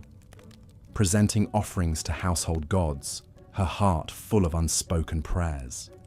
Bartering in the market, keenly aware of her family's needs. Holding her child close, knowing each day is precious. Lifting her eyes to the distant horizon, wondering what lies beyond. Hers was a life constrained, but not without meaning. A life unrecorded in the grand monuments, but woven into the very fabric of her civilization. A life like countless others, then and now, in which the personal and the political are inextricably intertwined. To trace the history of ancient Egyptian women is to map the contours of human resilience in the face of adversity. It is to be reminded that progress is not inevitable, but hard-won. That gender equality is not a modern invention, but an eternal aspiration. That women's voices, long silenced, have always yearned to be heard. In studying their lives, we honor their memory and bring their stories into the light. We acknowledge that women are not footnotes in history, but essential threads in the tapestry of our shared experience. For only by reckoning with the past in all its complexity can we hope to weave a more just and equitable future. The women of ancient Egypt call to us across the millennia, their whispers echoing through the halls of time. Let us listen to their tales of toil and triumph, of love and loss. Let us remember them not as passive victims, but as active agents navigating an imperfect world. Let us carry their legacy forward, so that no woman's story is ever lost to the shifting sands. In their honor, let us work towards a world where every woman can live with dignity, autonomy, and opportunity. A world where daughters are valued as much as sons, where wives are true partners rather than property. A world that would be unrecognizable to our ancient sisters, but one they surely dreamed of as they gaz. Let's journey back now to the banks of the Nile, where the cycles of flooding brought both abundance and destruction. Each year, the great river would swell and burst its banks, blanketing the surrounding fields in a thick layer of rich, black silt. For a few precious months, the land would spring to life. Lush greenery sprouting from the earth, heavy grains ripening under the scorching sun. The very heartbeat of Egypt depended on this delicate dance with the Nile. And no one understood that precarious balance better than the kingdom's farmers, many of whom were women. While it's true that agriculture was seen as men's work, the reality is that women toiled alongside their husbands, brothers, and sons in the fields. During planting and harvest seasons especially, it was all hands on deck. Women sowed seeds, hauled water, threshed grain, and ground flour from dawn until dusk, their lean bodies glistening with sweat. With so many able-bodied men conscripted into the army or laboring on Pharaoh's monumental building projects, managing the crops increasingly fell to the women left behind. On larger estates, noblewomen might oversee the logistical symphony of planting schedules, irrigation efforts, and produce storage. But the backbreaking labor was always left to peasant women. A woman's value was measured in how many baskets she could fill, how many hours she could work under the unrelenting Egyptian sun. One of these women was Senetmut, a farmer's wife from the village of Deir el-Medina. Day after day, Senetmut would rise before the sun, wrapping her sleeping children in cool linen before venturing out into the fields. With a hoe balanced on her shoulder and a baby strapped to her back, she'd spend hours bent double, coaxing stubborn seedlings from the earth. As the crops grew high around her and the harvest approached, Senetmut's anticipation mingled with dread. A good yield meant food on the table, goods to barter, and offerings to placate Renenutet, the cobra-headed goddess of the harvest. But bringing in the grain was a race against time, a Herculean task that consumed every moment from first light to last. Through it all, Senetmut found small joys where she could, in the scent of freshly turned earth, the satisfying ache of tired muscles at day's end, the giggles of her little ones chasing each other through the rows of wheat stalks. Tending the land was bone-wearying work, but it was also a reminder of her quiet strength, her endurance in the face of unimaginable adversity. For women like Senetmut, being a farmer was not a choice, but a necessity, a means of survival in a world where their worth was so often undervalued. They poured their blood, sweat and tears into the unyielding Egyptian soil, knowing all the while that the fruits of their labours would likely be enjoyed by others. The pharaoh, the priests, the landowners. They were the ones who reaped the benefits of the women's ceaseless toil. And yet, season after season, harvest after harvest, the women persevered. They rose with the sun and worked until their hands were raw and their backs ached. They birthed babies in the fields and nursed them as they picked flax. They mourned the loss of daughters, married off too soon, and sons sent off to fight in distant lands. Through it all, they endured, because they had to, because their families depended on them. Because in a society that so often dismissed their contributions, tending the land was a way to carve out some small measure of autonomy, of purpose. So the next time you imagine the lush fields and bountiful harvests of ancient Egypt, spare a thought for the women like Senetmut who made it all possible. The ones who rose before dawn and worked until dusk, their babies bouncing on their backs and their hands rough with calluses. The ones whose stories have been largely lost to history, but whose legacy endures in the very soil of the Nile Delta. As the sun dipped below the horizon and the stars began to flicker in the darkening sky, Senetmut would gather her little ones close and whisper stories of Osiris and Isis, of the eternal cycle of death and rebirth. She knew that her own life was just a small piece in a vast, unknowable tapestry, but she also knew that her hard work and sacrifices were weaving something beautiful, something enduring. In the face of unrelenting hardship, Senetmut and countless women like her found ways to create meaning, to carve out spaces of joy and resilience. They may have been relegated to the margins of history, but their quiet strength and indomitable spirits echo through the ages. The story of ancient Egyptian women is one of struggle and subjugation, yes, but it is also one of profound courage, resilience, and grace under pressure. These women bore the weight of their society on their shoulders, and they did so with a fortitude that deserves our deepest respect and admiration. So let us remember them, these unsung heroes of the Nile. Let us honor their sacrifices and celebrate their triumphs, however small. And let us strive to create a world where no woman must toil in obscurity, where every contribution is valued and every voice is heard. As we drift off to sleep tonight, let us dream of a different kind of Egypt, one where women like Senetmut are not just the backbone of society, but its beating heart. One where they are free to pursue their own paths, to shape their own destinies. And one where their stories are not lost to the sands of time, but are woven into the very fabric of history, a testament to the enduring power of the human spirit in the face of even the most daunting odds. The wigs favored by wealthy Egyptian women were hot and heavy, made from human hair woven together with plant fibers and wool. For the elite, these wigs were adorned with gold ornaments, jeweled pins, and intricate braiding.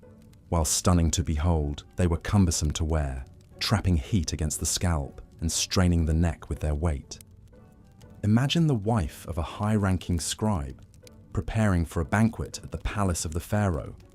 Her servants spend hours dressing her wig, weaving in strands of gold and fastening beads of lapis lazuli. The final creation towers above her head, a symbol of her status and beauty. But as the evening wears on, the heavy wig begins to take its toll. Sweat beads on her brow and trickles down her neck, dampening the fine linen of her gown. By the end of the night, her head throbs and her neck aches from the burden of her own beauty. For royal women, the expectations were even higher. They were meant to embody the ideal of feminine perfection, their images carved into stone and painted on the walls of temples. Perhaps no queen played this role as skillfully as Cleopatra VII, the last ruler of the Ptolemaic dynasty. Born in 69 BC, Cleopatra was not Egyptian by birth, but a descendant of the Greek Macedonian Ptolemy line. She embraced Egyptian culture, learning the language and adopting the customs. But her true power lay in her mastery of self-presentation. Cleopatra crafted an image of herself as a living goddess, a sensual embodiment of Isis and Aphrodite. She adorned herself in golden robes and jewels, painting her face in the dramatic coal and green malachite of the Egyptian style. When she first met Julius Caesar, Cleopatra was said to have been smuggled into his chambers rolled up in a carpet. She emerged like a gift from the gods, dazzling the Roman general with her beauty and wit. Cleopatra bore Caesar a son, Caesarion, solidifying her alliance with Rome. After Caesar's assassination, she charmed his successor, Mark Antony, hosting him for lavish banquets and decadent nights upon her perfumed barge. But beneath the intoxicating surface, Cleopatra's power was precarious. She ruled at the whims of fickle Roman politics, always one misstep away from ruin. In the end, as Octavian's forces closed in, she chose to take her own life, rather than be paraded through Rome as a captive. The asp, that potent Egyptian symbol, was said to have delivered her fatal bite. Cleopatra's story embodies the paradox of the Egyptian woman, at once powerful and powerless, deified and subjugated. For even a queen who seemed to have it all was, in the end, still a pawn in the games of men. While women like Cleopatra dazzled on the world stage, the spiritual lives of most Egyptian women were focused on the domestic sphere. The ancient Egyptians worshipped a vast pantheon of gods and goddesses, each with their own sphere of influence. For women, the most important deities were those associated with fertility, childbirth, and the home. Taweret, the hippo-headed goddess of childbirth, was invoked by women to protect them through the dangers of labor and delivery. Statuettes of Taweret were placed in homes, her fearsome visage meant to scare away the demons that threatened mother and child. Bes, the dwarf god with the lion's mane, also guarded the household, his bawdy humor and raucous dancing warding off evil spirits. Hathor, the cow-headed goddess of love, beauty, and motherhood, was among the most widely worshipped by Egyptian women. She was the patron of music, dance, and drunkenness, her festivals occasions for wild revelry. Women would shake sistra, rattles made of bronze and faience, to summon Hathor's intoxicating spirit. In myth, Hathor was the consort of Horus, the divine son who avenged his father Osiris. Together, they embodied the cycle of death and rebirth that was central to Egyptian spirituality. But while goddesses like Hathor and Isis loomed large in myth and temple, in the real world of ancient Egypt, women were largely excluded from positions of religious authority. The priesthood was overwhelmingly male, with women serving only in secondary roles as musicians, dancers, and attendants. There were a few exceptions, such as the gods' wives of Amun, a lineage of royal women who held a semi-autonomous position at the Temple of Karnak. But for the most part, women's spiritual lives were confined to the household altars, where they prayed for fertility and protection. One woman who broke through these barriers was Iset, a chantress of the god Amun who lived during the 20th dynasty around 1150 BC. Iset's story is known to us through her elaborately decorated tomb in the Valley of the Kings, a rare honor for a woman of non-royal birth. As a chantress, Iset would have sung and played music in the temples of Amun, participating in the daily rituals that sustained the god. Her tomb paintings depict her shaking a sistrum before offerings, her face alive with devotion. Iset's husband, Ramose, was a scribe in the temple, and together they seem to have formed a spiritually attuned partnership. But even for a woman of Iset's stature, true religious equality remained out of reach. Her role as chantress, while respected, was still seen as subordinate to the male priests. And her very presence in the Valley of the Kings, that most sacred of burial grounds, was an anomaly. For most women, the afterlife was a far more uncertain prospect, their mummified remains interred in simple desert graves. As the sun set over the Nile, casting long shadows across the sand, the women of ancient Egypt returned to their homes, their duties for the day complete. They lit oil lamps against the gathering dark, murmuring prayers to Taure and Bes for protection through the night. In the flickering light, they might have reflected on the paradox of their lives, at once revered and restricted, celebrated and constrained. In the grand arc of history, the voices of these women are often lost, muffled beneath the bombast of kings and the clamour of war. But in the quiet moments, in the spaces between the lines of hieroglyphs, their stories can still be heard. They whisper of lives marked by hardship and resilience, of beauty and sorrow intertwined. For the women of ancient Egypt, life was a complex tapestry, woven from the threads of duty, devotion, and desire. They navigated a world that both exalted and oppressed them, their power constrained by the very roles that defined them. As wives and mothers, they were celebrated, but as individuals, they were often overlooked. And yet in the face of these challenges, Egyptian women found ways to assert their agency and leave their mark. They ruled as queens, like Hatshepsut and Cleopatra, defying convention to claim power in their own right. They served as physicians like Merit Ptah, tending to the bodies and souls of their fellow women. They channeled the divine in temples and homes, their voices rising in song to the goddesses who shaped their lives. In death, as in life, the women of Egypt sought to carve out their own destinies. They adorned their tombs with scenes of family and faith, ensuring that their stories would endure through the ages.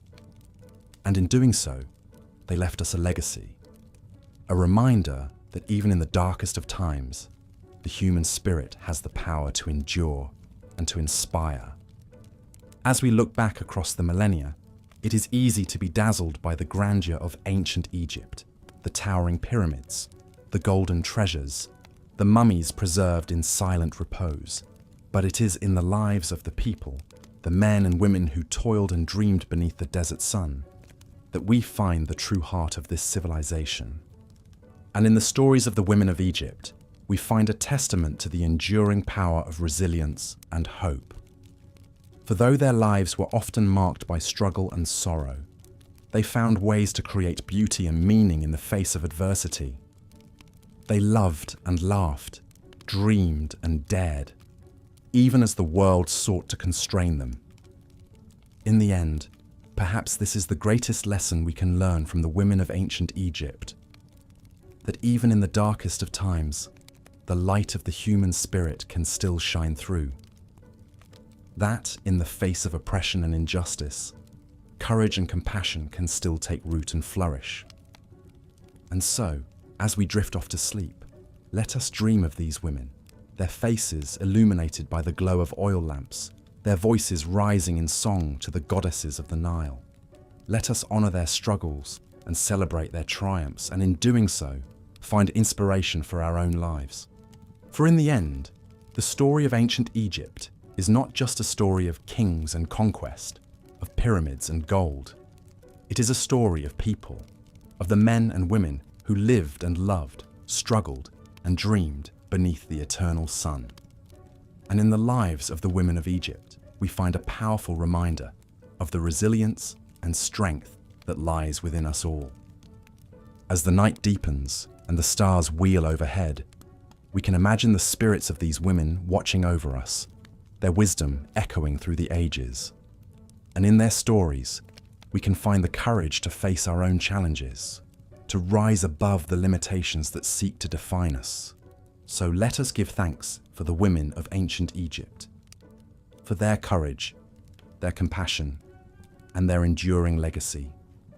And let us carry their stories with us as we navigate the complexities of our own lives and strive to create a world where every voice is heard and every spirit is free to soar. The life of an average woman in ancient Egypt was one of toil, subservience, and all too often, tragedy. While the civilization is renowned for its splendor and achievements, the women who helped build it were frequently relegated to the shadows. From a young age, a girl's fate was not her own. Childhood was brief, as girls were considered women and married off as soon as they reached puberty, usually around the age of 12 or 13. Their husbands were often significantly older men, chosen by the girl's father to strengthen family alliances or business connections. There was little opportunity for a formal education. At most, a girl from a wealthy family might learn to read and write, but this was rare. For the vast majority, education consisted of learning the domestic skills needed to run a household: cooking, cleaning, spinning, weaving, and childcare. Once married, a woman's primary duty was to bear children, particularly sons to carry on the family name. Childbirth was extremely dangerous in an era without modern medicine. It's estimated that as many as 1 in 3 women died in childbirth or shortly thereafter from complications. Those who survived could expect to bear many children, becoming almost constantly pregnant during their most fertile years. Contraception existed, but was not reliable or widely available. A woman was expected to be an obedient, dutiful wife, always putting her husband's needs before her own. While a husband could divorce his wife fairly easily, simply by declaring it so and providing a small stipend, it was much harder for a woman to divorce her husband. She needed to prove gross mistreatment or failure to provide the basic necessities of life. Even then, divorce carried a heavy stigma for women. A divorcee would likely need to return to her father's house or depend on the charity of relatives. As a woman aged, her status declined further. With fading youth and fertility, she became even more marginalized. If she outlived her husband, as many did, she would need to depend on the support of her children, particularly any sons. But this was not guaranteed. Elderly women without male protection were among the most vulnerable members of society, at risk of poverty, homelessness, and abuse. Even women of the highest status were not immune to such hardships and heartaches. Consider Nefertiti, the famous queen renowned for her beauty. She was married to the controversial pharaoh Akhenaten, who upended Egyptian religion and culture.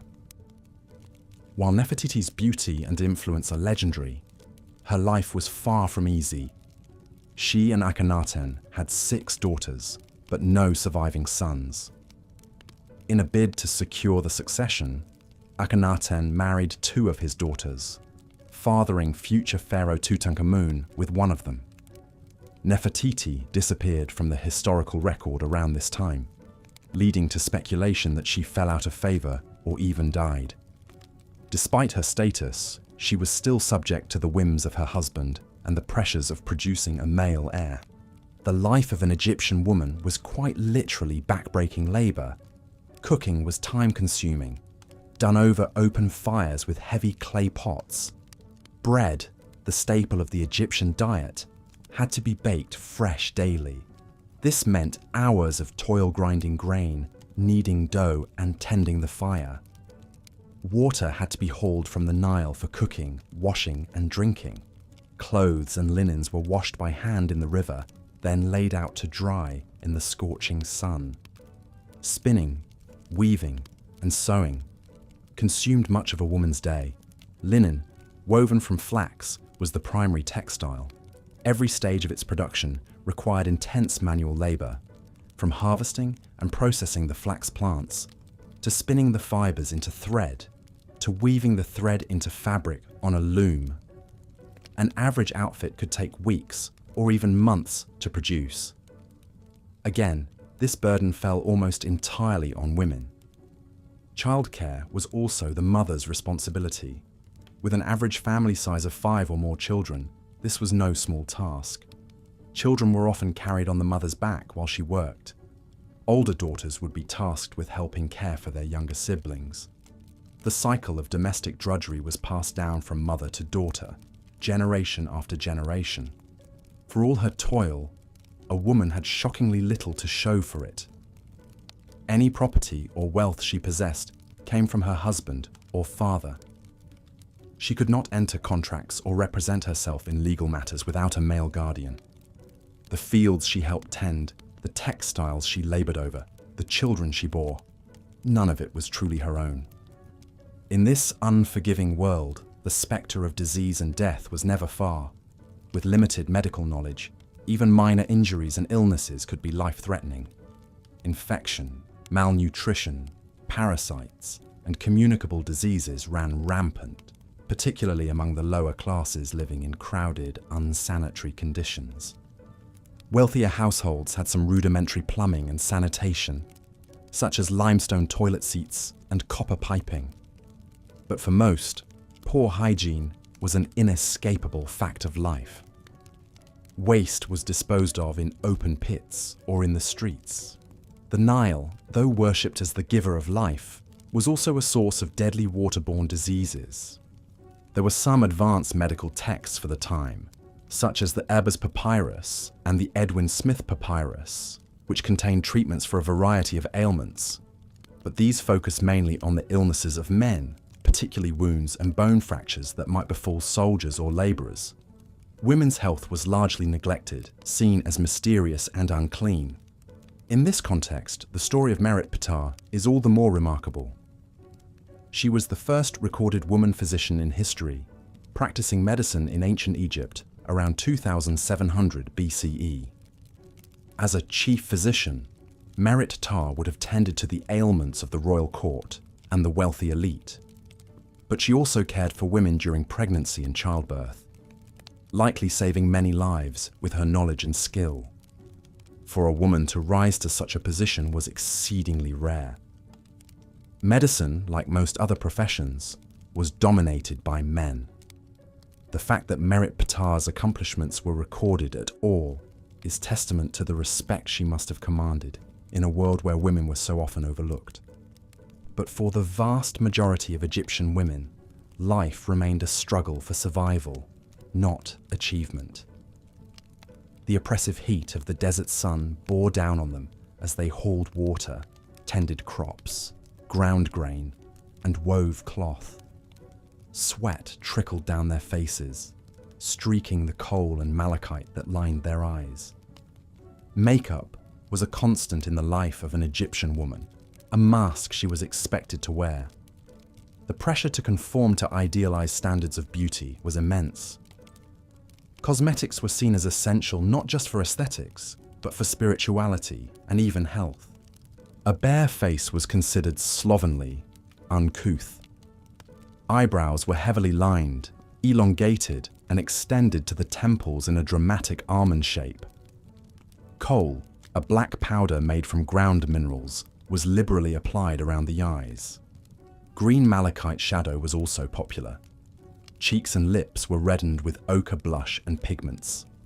Pale yellow skin was the ideal, achieved through the application of powders and creams.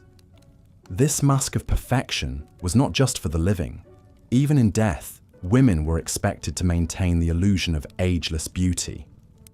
Mummies of wealthy women were adorned with extravagant gold jewelry, fine linen wrappings, and lifelike painted-on makeup. Wigs were another crucial element of the Egyptian woman's beauty regimen. Both men and women shaved their heads for coolness and cleanliness, then donned elaborate wigs made from human and horsehair. These could be heavy and hot, and added discomfort in the already sweltering climate. But to appear in public with a naked scalp was unthinkable for a woman of any standing. So she endured the weight and itch of the wig, the heat of the desert trapped against her bare skin beneath it. Clothing, too, presented a challenge. While Egyptian fashion is often depicted as elegantly draped white linen, the reality was far less glamorous. Linen, while light and cool, was not easy to keep clean in a world of dust, sweat, and manual labor. The diaphanous garments we associate with Egyptian women were the purview of the elite, not the average woman toiling in the fields or hunched over a loom. For most, clothing was simple, minimal, and functional. A rectangular length of linen wrapped and tied around the body, often leaving the breasts exposed. While this might seem liberating compared to the restrictive corsets and petticoats of later eras, it offered little in the way of true comfort or practicality. The thin fabric provided scant protection against the elements or the hazards of daily work. The pressure to maintain an attractive appearance was constant, even as the realities of life made it nearly impossible. A woman was expected to be perpetually youthful, beautiful, and sexually desirable, no matter her age or circumstance. The use of beauty aids was not a choice, but a mandate. To neglect one's appearance was to invite scorn, ridicule, and even accusations of moral failing. This was true even for women of the highest station, like the legendary Cleopatra VII. Born into the Ptolemaic dynasty, Cleopatra was not ethnically Egyptian. She was of Greek descent, the daughter of Pharaoh Ptolemy XII. But she embraced Egyptian culture and religion, styling herself as the embodiment of the goddess Isis. Cleopatra's beauty and allure are the stuff of legends, immortalized in countless works of art and literature. But her physical appearance was only one facet of her power.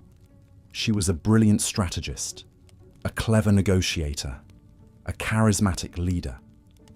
She spoke multiple languages, including the Egyptian tongue, a rarity for Ptolemaic rulers. Yet even Cleopatra could not escape the limitations and expectations placed on women. Her story is often reduced to her sexuality, her relationships with Julius Caesar and Mark Antony. Her intellect, her ambition, her political acumen are overshadowed by the men in her life and the manner of her death. In the end, Cleopatra chose to take her own life rather than be paraded as a captive through the streets of Rome. Even in death, she stage-managed her own image, clinging to the illusion of eternal beauty as the asp's venom coursed through her veins.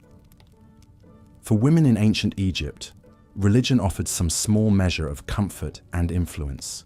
The pantheon was populated by powerful goddesses like Isis, Hathor, and Sekhmet. Isis, in particular, was revered as the ideal mother and wife, the protector of the dead. Her cult spread far beyond Egypt's borders, finding adherents across the Mediterranean world. Some women found a degree of agency through religious service. The role of chantress, or singer, was one of the few positions of authority open to women. These priestesses performed music and dance in temples, participated in festivals and ceremonies. But even this was a pale shadow of the power and prestige granted to male priests. Women were excluded from the highest echelons of religious leadership. They could not perform the most sacred rituals or enter the holiest sanctuaries. Their service was always subordinate, their influence circumscribed. The stories of these chantresses provide a glimpse into the lives of extraordinary women, operating within oppressive constraints. One such woman was Iset, chantress of Amun during the 20th dynasty. Iset came from a long line of powerful priests, and her father was the high priest of Amun, one of the most influential men in Egypt. As a chantress, Iset would have sung and performed sacred music in the temples of Thebes. She would have participated in festivals and processions, perhaps even in the great festival of Opet, when the statues of the gods were carried from the temple of Karnak to Luxor. But despite her pedigree and her position, Iset had little real power. She could not inherit her father's role or wield his influence. When he died, the high priesthood passed to a male successor, while Iset remained in her subordinate role. Still, her story suggests that some women found ways to carve out a measure of agency and influence within the confines of their prescribed roles. Iset may not have had the same authority as her father, but she likely commanded a degree of respect and status through her religious service. For royal women, the path to power was even narrower and more perilous. The great royal wife, usually the chief consort of the pharaoh, held a lofty but precarious position. Her status and influence were entirely dependent on her relationship to the king. Some queens, like Amosa Nefertari and Tiye, wielded significant influence as the mothers of pharaohs. They were honored with their own temples and monuments, their names inscribed alongside their sons. But their power was always an extension of male authority, never truly their own. A few extraordinary women, like Hatshepsut and Cleopatra, managed to rule as pharaohs in their own right. But they were the exceptions that proved the rule, and even they faced tremendous opposition and challenges. Hatshepsut, who ruled in the 15th century BCE, was one of the most successful pharaohs of the New Kingdom. She came to power after the death of her husband, Thutmose II, serving as regent for her young stepson. But rather than stepping aside when he came of age, Hatshepsut took on the full powers and titles of a pharaoh herself. For over 20 years, she ruled Egypt, building grand temples and monuments, expanding trade, and leading military campaigns. But to legitimize her rule, Hatshepsut had to style herself as a man, depicted in statues and reliefs with a false beard and male clothing. Her successor and stepson, Thutmose III, would later attempt to erase her from history, chiseling her name from monuments and defacing her images. Even in death, a woman who dared to grasp the reins of power was subject to the posthumous wrath and resentment of the men around her. The life of a royal woman, for all its luxury and privilege, was still a gilded cage. She was a pawn in the game of dynastic politics, her value tied to her fertility and her family connections. At any moment, she could fall from favor, be supplanted by a rival, or even face exile or execution. The story of Nefertari, wife of Ramses II, is a poignant example. Though she was the most beloved of Ramses's wives, honored with a magnificent tomb in the Valley of the Queens, her power was always tenuous. When she failed to produce a male heir, she was quickly overshadowed by a secondary wife, Isetnofret, who bore Ramses's successor, Merneptah. For all the glory and grandeur of ancient Egypt, the life of a woman was one of constant uncertainty and fear. No matter her status or accomplishments, she was always at the mercy of the men who controlled her destiny. As the sun set over the Nile, casting long shadows across the land, the women of Egypt returned to their homes, their bodies aching from the day's labors. They ground the grain, mended the clothes, tended the children, just as their mothers and grandmothers had done before them. But as they lay down to sleep on their simple reed mats, perhaps they allowed themselves a moment to dream of a different life. A life where they were not property, not chattel, not beasts of burden. A life where they were free to learn, to create, to explore, to love. A life where they were the mistresses of their own destinies. These dreams, like so much else in the lives of ancient Egyptian women, were fleeting, ephemeral. For most, They dissipated with the rising of the sun, vanishing like mist over the Nile. The cycle of toil and subservience began anew, an inescapable fate etched in stone like the names of the pharaohs who ruled over them. But in the whispered stories passed down from mother to daughter, in the sacred songs of the priestesses, in the defiant gaze of a queen who dared to rule as king, the spark of hope endured. Across the centuries, it kindles still, a reminder that even in the darkest of times, the resilient spirit of women could not be extinguished. The sands of Egypt have long since shifted, the once mighty monuments worn smooth by the passage of time. But the stories of the women who lived and died on the banks of the Nile echo still, a testament to their strength, their suffering, and their indomitable will to survive in a world that sought to grind them into dust. As we look back on this ancient civilization, it is easy to be awed by its towering pyramids, its golden treasures, its cryptic hieroglyphs. But let us not forget the silent multitudes who toiled in the shadow of those monuments. Let us remember the women who bore the brunt of the desert sun, who hauled the water and harvested the grain, who brought forth life in blood and agony.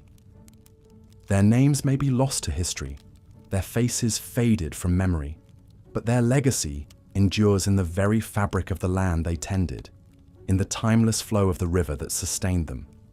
They were the beating heart of Egypt, the unsung heroines of an empire built on their backs. And though the world into which they were born was a brutal one, a world that sought to break them, to crush their spirits and their dreams, still they persevered. In the face of unimaginable hardship, they found ways to carve out small spaces of agency and meaning. They tended the hearths and the shrines.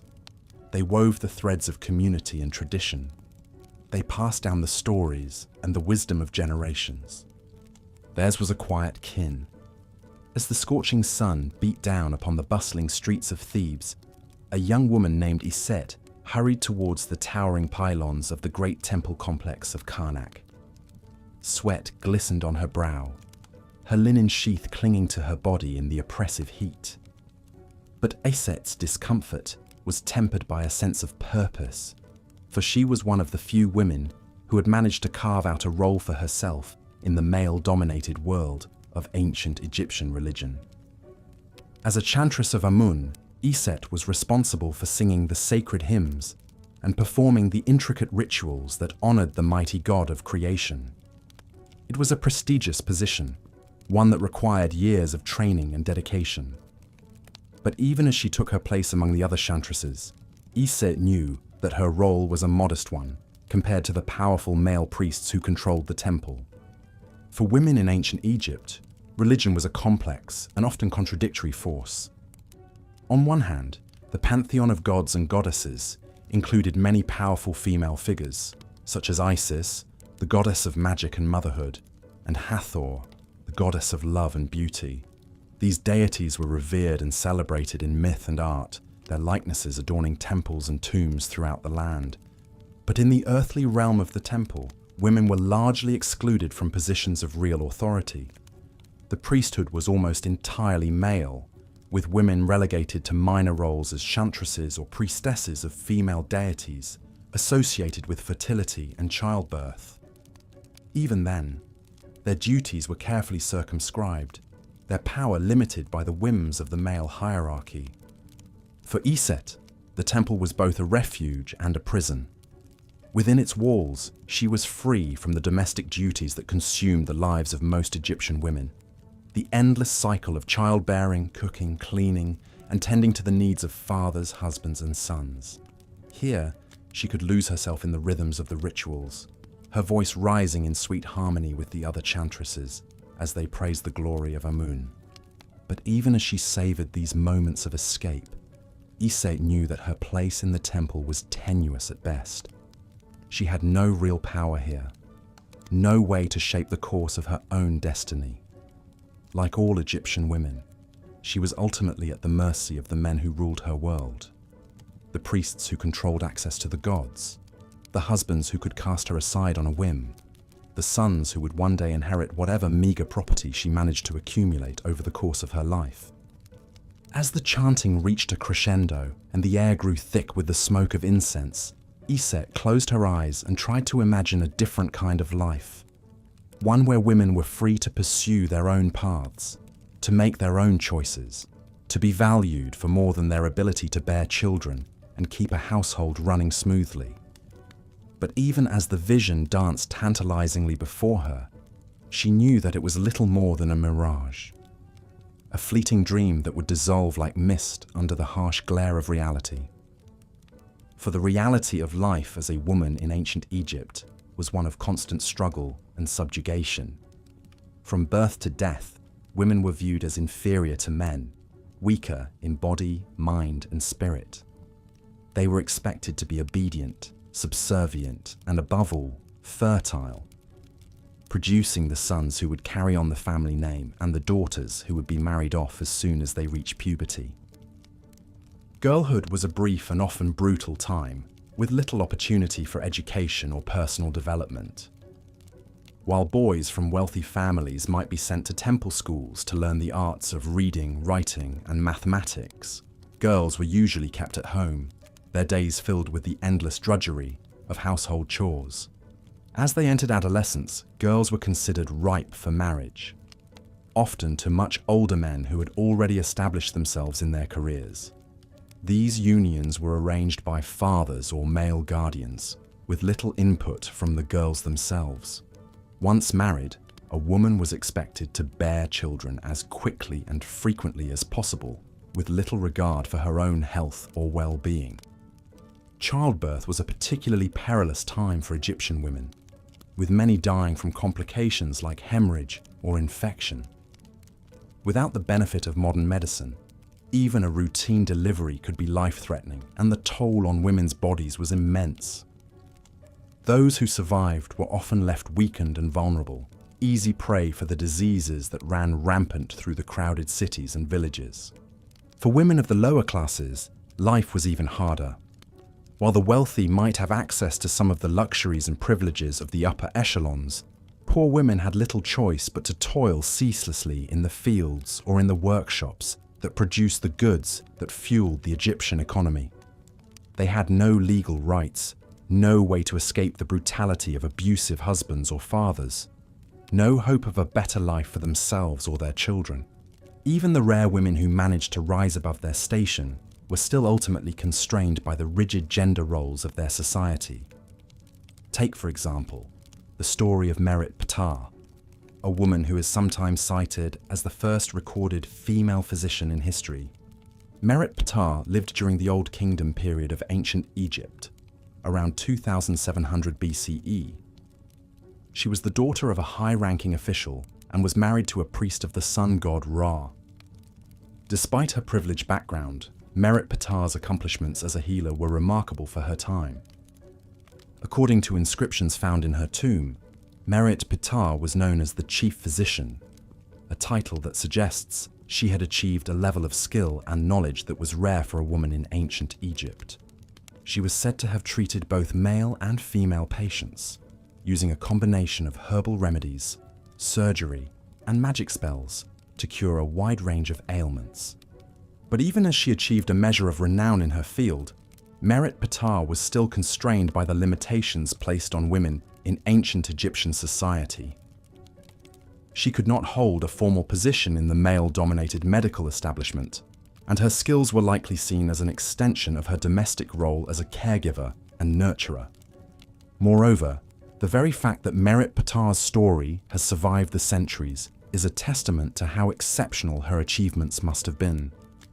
In a society where women's lives were often overlooked or erased from the historical record, the fact that we know anything at all about Merit Ptah suggests that she must have been a truly remarkable figure, a trailblazer who defied the odds and made her mark in a field that was almost entirely closed to women.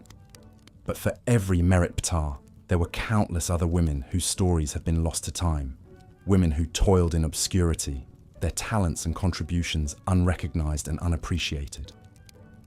Women like Iset, the chantress of Amun, who found a measure of fulfillment in her temple duties, but who ultimately had no real power or agency in shaping her own destiny. As Iset finished her prayers and made her way back out into the blistering heat of the Theban streets, she couldn't help but feel a sense of weariness and resignation. For all the grandeur and glory of ancient Egypt, with its mighty pyramids and glittering temples, the life of a woman was one of endless toil and subjugation, a cycle of drudgery and despair that seemed as eternal and unchanging as the waters of the Nile. But even in the midst of this bleak reality, there were glimmers of hope and resilience. Women who found ways to carve out small spaces of autonomy and agency, who nurtured their own dreams and desires in the face of overwhelming oppression. Women like Merit Patar, who dared to defy the limits placed on her gender and make her mark in a male-dominated world. Women like Iset, who found solace and purpose in the rituals of the temple, even as she chafed against the chains of her own subordination. These women may have been brutally constrained by the realities of their time and place, but they were not entirely powerless. Through their quiet acts of resistance and defiance, through their tenacity and strength in the face of unimaginable hardship, they left a legacy that echoes down through the ages. A reminder that even in the darkest of times, the human spirit can find a way to endure and to hope. As the sun began to set over the horizon, casting long shadows across the dusty streets of Thebes, Iset made her way back to the small mud brick house she shared with her husband and children. The evening meal would need to be prepared, the children bathed and put to bed, the endless round of domestic chores attended to before she could finally rest her weary body and mind. But even as she went through the motions of her daily routine, Iset's thoughts kept returning to the temple, to the sense of purpose and meaning she found in her role as a chantress, to the fleeting moments of transcendence she experienced when lost in the rhythm of the sacred hymns. In those moments, she could almost imagine a different kind of world, a world where women were valued for more than their ability to bear children and keep a house running smoothly, a world where they were free to pursue their own paths and make their own choices, a world where they were seen as full and equal partners in the great dance of life. It was a vision that seemed impossibly distant, as unreachable as the stars that twinkled in the night sky above the sleeping city. But it was a vision that Iset clung to nonetheless, a fragile flame of hope that she nurtured in the secret corners of her heart, even as the weight of her own oppression threatened to snuff it out. For in the end, what choice did she have but to keep going, to keep singing her hymns and saying her prayers, to keep tending to her family and her duties, to keep fighting the small battles that made up the fabric of her life? Like the great Nile that flowed ceaselessly through the heart of Egypt, Iset knew that she too must keep moving forward, that even in the face of the most brutal adversity, the most unyielding oppression, the human spirit had an infinite capacity for resilience and renewal. And so she sang, her voice rising in sweet harmony with the voices of her fellow chantresses. A song of hope and defiance, of pain and perseverance, of the unquenchable yearning for a better world that burned in the hearts of women across the ages. A song that echoed through the halls of the temple and out into the streets of Thebes. A song that would carry on long after Iset and her sisters had turned to dust. A testament to the enduring strength and courage of the women of ancient Egypt, and to the indomitable power of the human spirit to endure and to dream. As the last rays of the sun disappeared below the horizon, Iset turned her face towards the darkening sky, towards the vast expanse of stars and planets and galaxies that stretched out into the infinite reaches of space. And for a moment, she felt a sense of connection to the women who had come before her and to those who would come after, to the great web of life that bound them all together across the centuries and the millennia. It was a fleeting feeling, but it was enough to sustain her through the long night ahead enough to give her the strength to face another day of toil and struggle, enough to keep the flame of hope burning in her heart. For in the end, that was all any of them could do. To keep going, to keep dreaming, to keep reaching for the stars, no matter how distant or unattainable they might seem. And so the women of ancient Egypt endured through the rise and fall of dynasties, through the shifting sands of time and fortune, through the brutal realities of their own oppression. They endured, and in their endurance, they left a legacy that would echo through the ages, a testament to the resilience and the courage of the human spirit, and to the unquenchable power of hope in the face of even the darkest of times. It is a legacy that lives on to this day, in the stories we tell and the songs we sing, in the quiet acts of resistance and defiance that women everywhere continue to perform in the face of adversity and oppression. It is a legacy that reminds us of the indomitable strength of the human spirit, of our capacity to dream and to hope, to love and to fight, to endure and to overcome, no matter how brutal the odds may seem. And so let us remember the women of ancient Egypt, not as passive victims of their own oppression, but as active agents in their own lives and in the shaping of their own destinies. Let us honor their struggles and their triumphs, their pain and their perseverance, their unquenchable thirst for a better world. And let us carry their legacy forward into our own lives and into the lives of those who will come after us. Let us keep singing their songs and telling their stories. Let us keep fighting for a world where all women can live with dignity and freedom and hope. Let us keep reaching for the stars, no matter how distant or unattainable they may seem. For in the reaching, we honor the memory of those who came before us, and we light the way for those who will come after.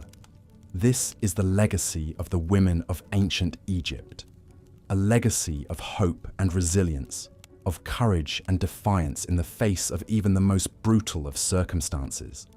It is a legacy that belongs to all of us, to every woman who has ever struggled and dreamed and fought for a better world. And it is a legacy that will endure as long as there are those who remember and those who carry the flame of hope in their hearts. As the scorching sun beat down upon the golden dunes of ancient Egypt, life teemed along the banks of the mighty Nile River.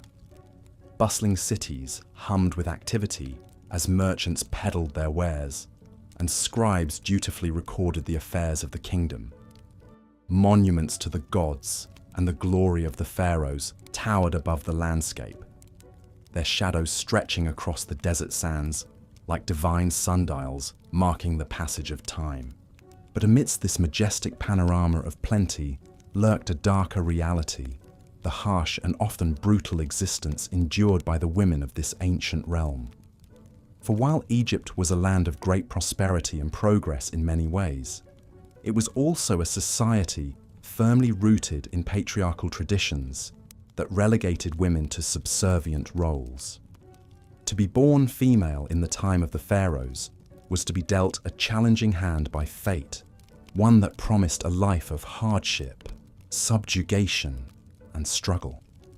Of course, women in ancient Egypt did enjoy certain rights and privileges that set them apart from some of their contemporaries in neighboring lands. Unlike the women of Greece, for example, Egyptian women could own property, engage in business transactions, and even initiate divorce proceedings against their husbands. In the eyes of the law, they had a degree of autonomy that was remarkable for the time. However, this veneer of equality belied a much harsher truth, for despite these nominal freedoms, Egyptian women were still seen as fundamentally inferior to men, both socially and legally. They were excluded from positions of real power and influence, barred from serving as priests, scribes, or government officials. Their career options were largely limited to domestic work, and they were expected to defer to the authority of the men in their lives, be it their fathers, husbands, brothers, or sons. This lack of agency was particularly evident in the realm of marriage and family life. Egyptian girls were often married off at a young age, frequently to much older men, and had little say in the matter. Once wed, a woman's primary duty was to bear children, especially sons, to carry on the family name. But in an era without modern medicine, childbirth was fraught with danger, and it's estimated that as many as 1 in 3 Egyptian women died in the process of bringing new life into the world. Those who survived the perils of childbearing still faced a precarious existence as they aged. With life expectancies short by modern standards, many women outlived their husbands and found themselves dependent on their children for support in their twilight years. For those without family to lean on, destitution and struggle were all too common fates. Even women of great renown and influence were not immune to the limitations placed upon their gender. Consider the tale of Nefertiti, the legendary queen whose beauty and power have echoed through the ages. As the great royal wife of Pharaoh Akhenaten, Nefertiti wielded considerable influence, and her image graced temples and monuments throughout the kingdom. Yet for all her status and celebrity, Nefertiti's fate was ultimately tied to that of her mercurial husband. When Akhenaten's reign crumbled amidst religious upheaval and political strife, Nefertiti vanished from the historical record, her final days a mystery. Some scholars believe she may have ruled briefly as pharaoh in her own right, but if so, her reign was short-lived and her authority tenuous. In the end, even the most powerful woman in Egypt found herself at the mercy of the men who controlled the kingdom. The spectre of mortality loomed large over the lives of all Egyptians, but it cast an especially dark shadow over the kingdom's women. In a world without antibiotics, vaccines, or modern sanitation, death was a constant companion, and the slightest illness or injury could spell doom. Childbirth, as mentioned, was a particularly perilous ordeal, with both mothers and infants frequently succumbing to complications like hemorrhage and infection. Even for women who escaped the dangers of the birthing bed, life was a relentless struggle against the ravages of disease. The Nile, though the lifeblood of Egyptian civilization, was also a source of parasites and bacteria that sickened countless people each year. Sanitation was rudimentary at best, and while the wealthy might have enjoyed some basic plumbing and toilets, the majority of the population lived in conditions that were ripe for the spread of illness. Egyptian medicine, while advanced for its time, could do little to alleviate the suffering of women beset by disease or injury. The famous medical texts of the era, like the Ebers Papyrus and the Edwin Smith Papyrus, contain a wealth of knowledge on topics like surgery, pharmacology, and obstetrics. However, much of this knowledge was geared towards treating men, with women's health concerns often given short shrift. Against this grim backdrop, the story of Merit Ptah shines like a beacon of hope. Recognized as the first recorded female physician in history, Merit Ptah blazed a trail for women in the medical arts. As a chief physician in the royal court, she would have tended to the needs of the pharaoh and his family, but one imagines she must have also turned her skills to the aid of the kingdom's women, offering what comfort and care she could to those neglected by a male-dominated medical establishment. For most women, however, the best hope for a tolerable existence lay in conforming to the rigid beauty standards of the time. The ideal Egyptian woman was slender and youthful, with smooth skin, elaborately styled hair, and dramatic makeup. To achieve this look, women went to great lengths, donning heavy wigs made from human hair or plant fibers, and contouring their faces with bold shades of coal, malachite, and red ochre. These beauty rituals could be oppressive and uncomfortable, especially in the scorching heat of the Egyptian sun. But for women with few other avenues to status and influence, they were a necessary evil. To appear old, unkempt, or overweight was to invite scorn and ridicule, and to risk being cast aside by husbands and society alike. Perhaps no woman in Egyptian history understood the power of image better than Cleopatra VII, the last active ruler of the Ptolemaic kingdom.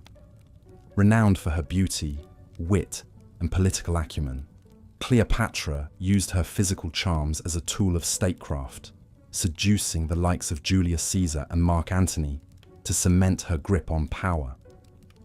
But even Cleopatra's carefully cultivated persona could not shield her entirely from the perils of being a woman in a man's world. Her reign was marked by constant power struggles with her male co-rulers and relatives, and in the end, she took her own life rather than face the humiliation of being paraded through Rome as a captive. In the spiritual realm too, women found themselves at a disadvantage.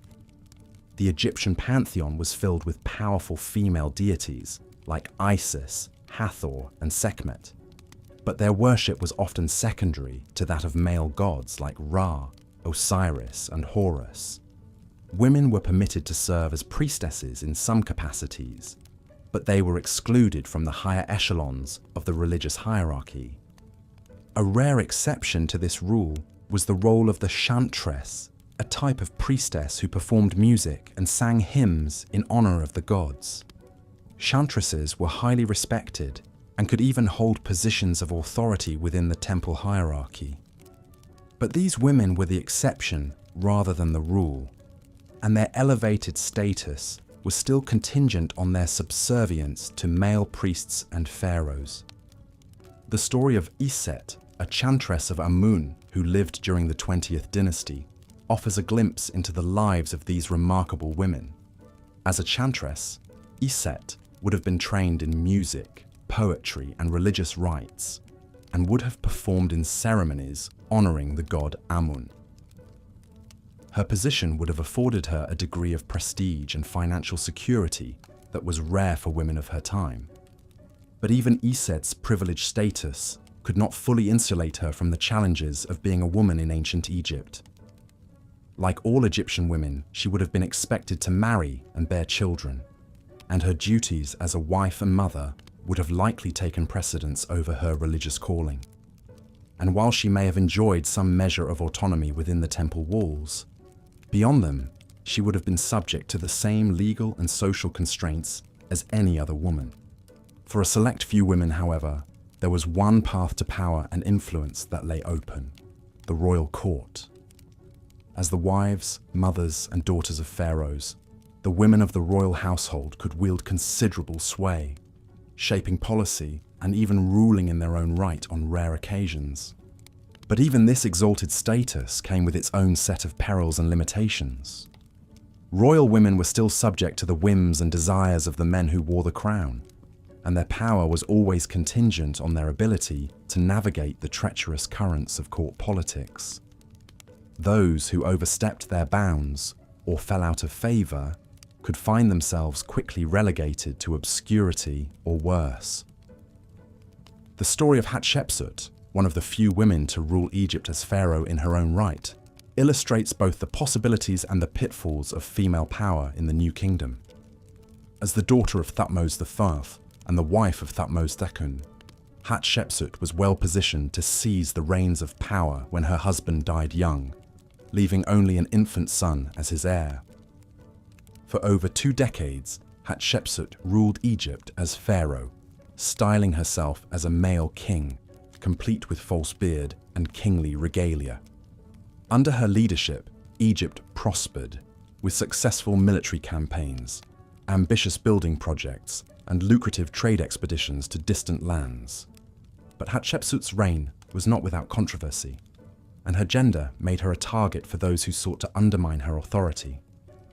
In the years after her death, her successors would attempt to erase her memory, chiseling her name and image from monuments and temples across Egypt. Hatshepsut's story is a testament to the extraordinary resilience and determination of Egyptian women in the face of overwhelming odds, but it is also a stark reminder of the precarious nature of female power in a society built on male dominance. As the sands of time have swept over the once mighty civilization of ancient Egypt, burying its secrets and mysteries beneath the desert dunes, one truth remains clear. To be a woman in this world was to walk a tightrope between subjugation and survival, forever at the mercy of forces beyond one's control. It is a testament to the strength and spirit of these women that they endured, finding ways to carve out lives of meaning and purpose in a world that too often saw them as little more than property or chattel. Through their stories, we can catch a glimpse of the resilience and fortitude that sustained them through the ages. But we are also left to ponder what might have been had these women been granted the same freedoms, rights, and opportunities as their male counterparts. Would the course of history have unfolded differently, with women taking their rightful place as leaders, innovators, and visionaries? We can only imagine what wonders and achievements these remarkable women might have accomplished had they not been shackled by the chains of gender inequality. And in imagining, we can perhaps find inspiration to continue the fight for a world where every woman, regardless of her place or time, has the chance to reach her full potential. So let us remember the women of ancient Egypt, not just as silent shadows on the margins of history, but as the resilient, resourceful survivors they were. Let us honor their struggles and their triumphs, and let us work to build a future where their sacrifices are no longer necessary. For in doing so, we honor the timeless spirit of womankind itself, in all its strength, beauty, and enduring power. Royalty and power in ancient Egypt was a complex dance, with women often finding themselves in supporting roles to the dominant male pharaohs. Queens could indeed wield significant influence from time to time, using their proximity to the seat of power to shape the course of the kingdom. The most notable example of this was perhaps Queen Tiye, the wife of Amenhotep III and mother of Akhenaten. Tiye was a formidable figure, depicted nearly as large as her husband in statues and reliefs, a rarity for a queen. She was actively involved in diplomacy, corresponding with foreign leaders, and even participating in important religious ceremonies, usually reserved for the pharaoh. Her influence over her son, Akhenaten, was also substantial, as evidenced by his early artworks, showing a young king taking counsel from his wise, powerful mother. But for every Queen Tiye, there were countless royal women relegated to the background. The female relatives of the pharaoh, mothers, wives, sisters, and daughters, might share in the trappings of power and enjoy a life of luxury, but their authority was always circumscribed. They were expected to play traditional womanly roles, providing heirs, keeping the royal household running smoothly, and participating in religious rites honoring the gods. Independent action was rare and required great force of personality to pull off. The most stunning exception to this rule was, of course, Hatshepsut, the queen who declared herself king. The wife and sister of Thutmose II, Hatshepsut initially served as regent for her young stepson, Thutmose III. But as the years went on, her ambitions grew. In a shocking move, she proclaimed herself pharaoh, adopting all the masculine trappings of kingship, from the crown and beard to male pronouns. For over 20 years, she ruled Egypt as a king, not a queen, commissioning grand building projects, expanding trade networks, and leading military campaigns. Depictions show her making offerings to the gods and even being embraced by them, just like a traditional male ruler would. It was a remarkable achievement, but also an uncomfortable one. Hatshepsut went to great lengths to legitimize her reign, but her efforts to be accepted as a male king suggest she understood on some level that a woman wielding such overt power in her own right was transgressive, bordering on unnatural in Egyptian society.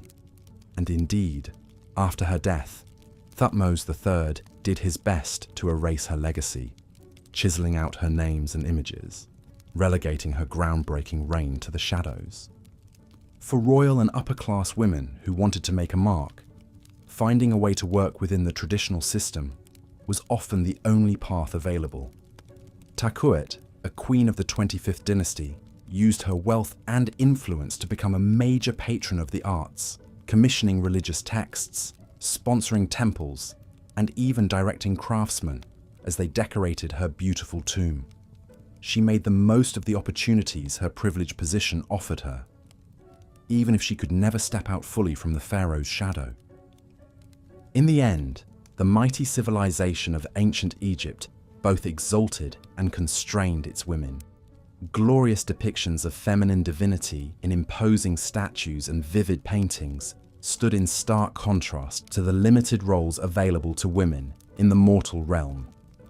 No amount of gold and lapis lazuli could entirely disguise the fundamental truth that even the loftiest women were still subordinate to men in the unforgiving hierarchy of the desert kingdom. The sands of Egypt have long since shifted. The great monuments have crumbled. The gods are quiet.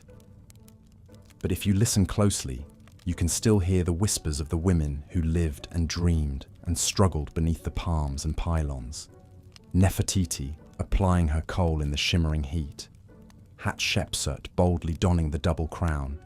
Countless mothers crying out in the agony of childbirth. Their voices echo softly through the ages, a reminder of the price of womanhood in an uncompromising world. Thank you for spending some time with me tonight, delving into the complex reality of female life in ancient Egypt.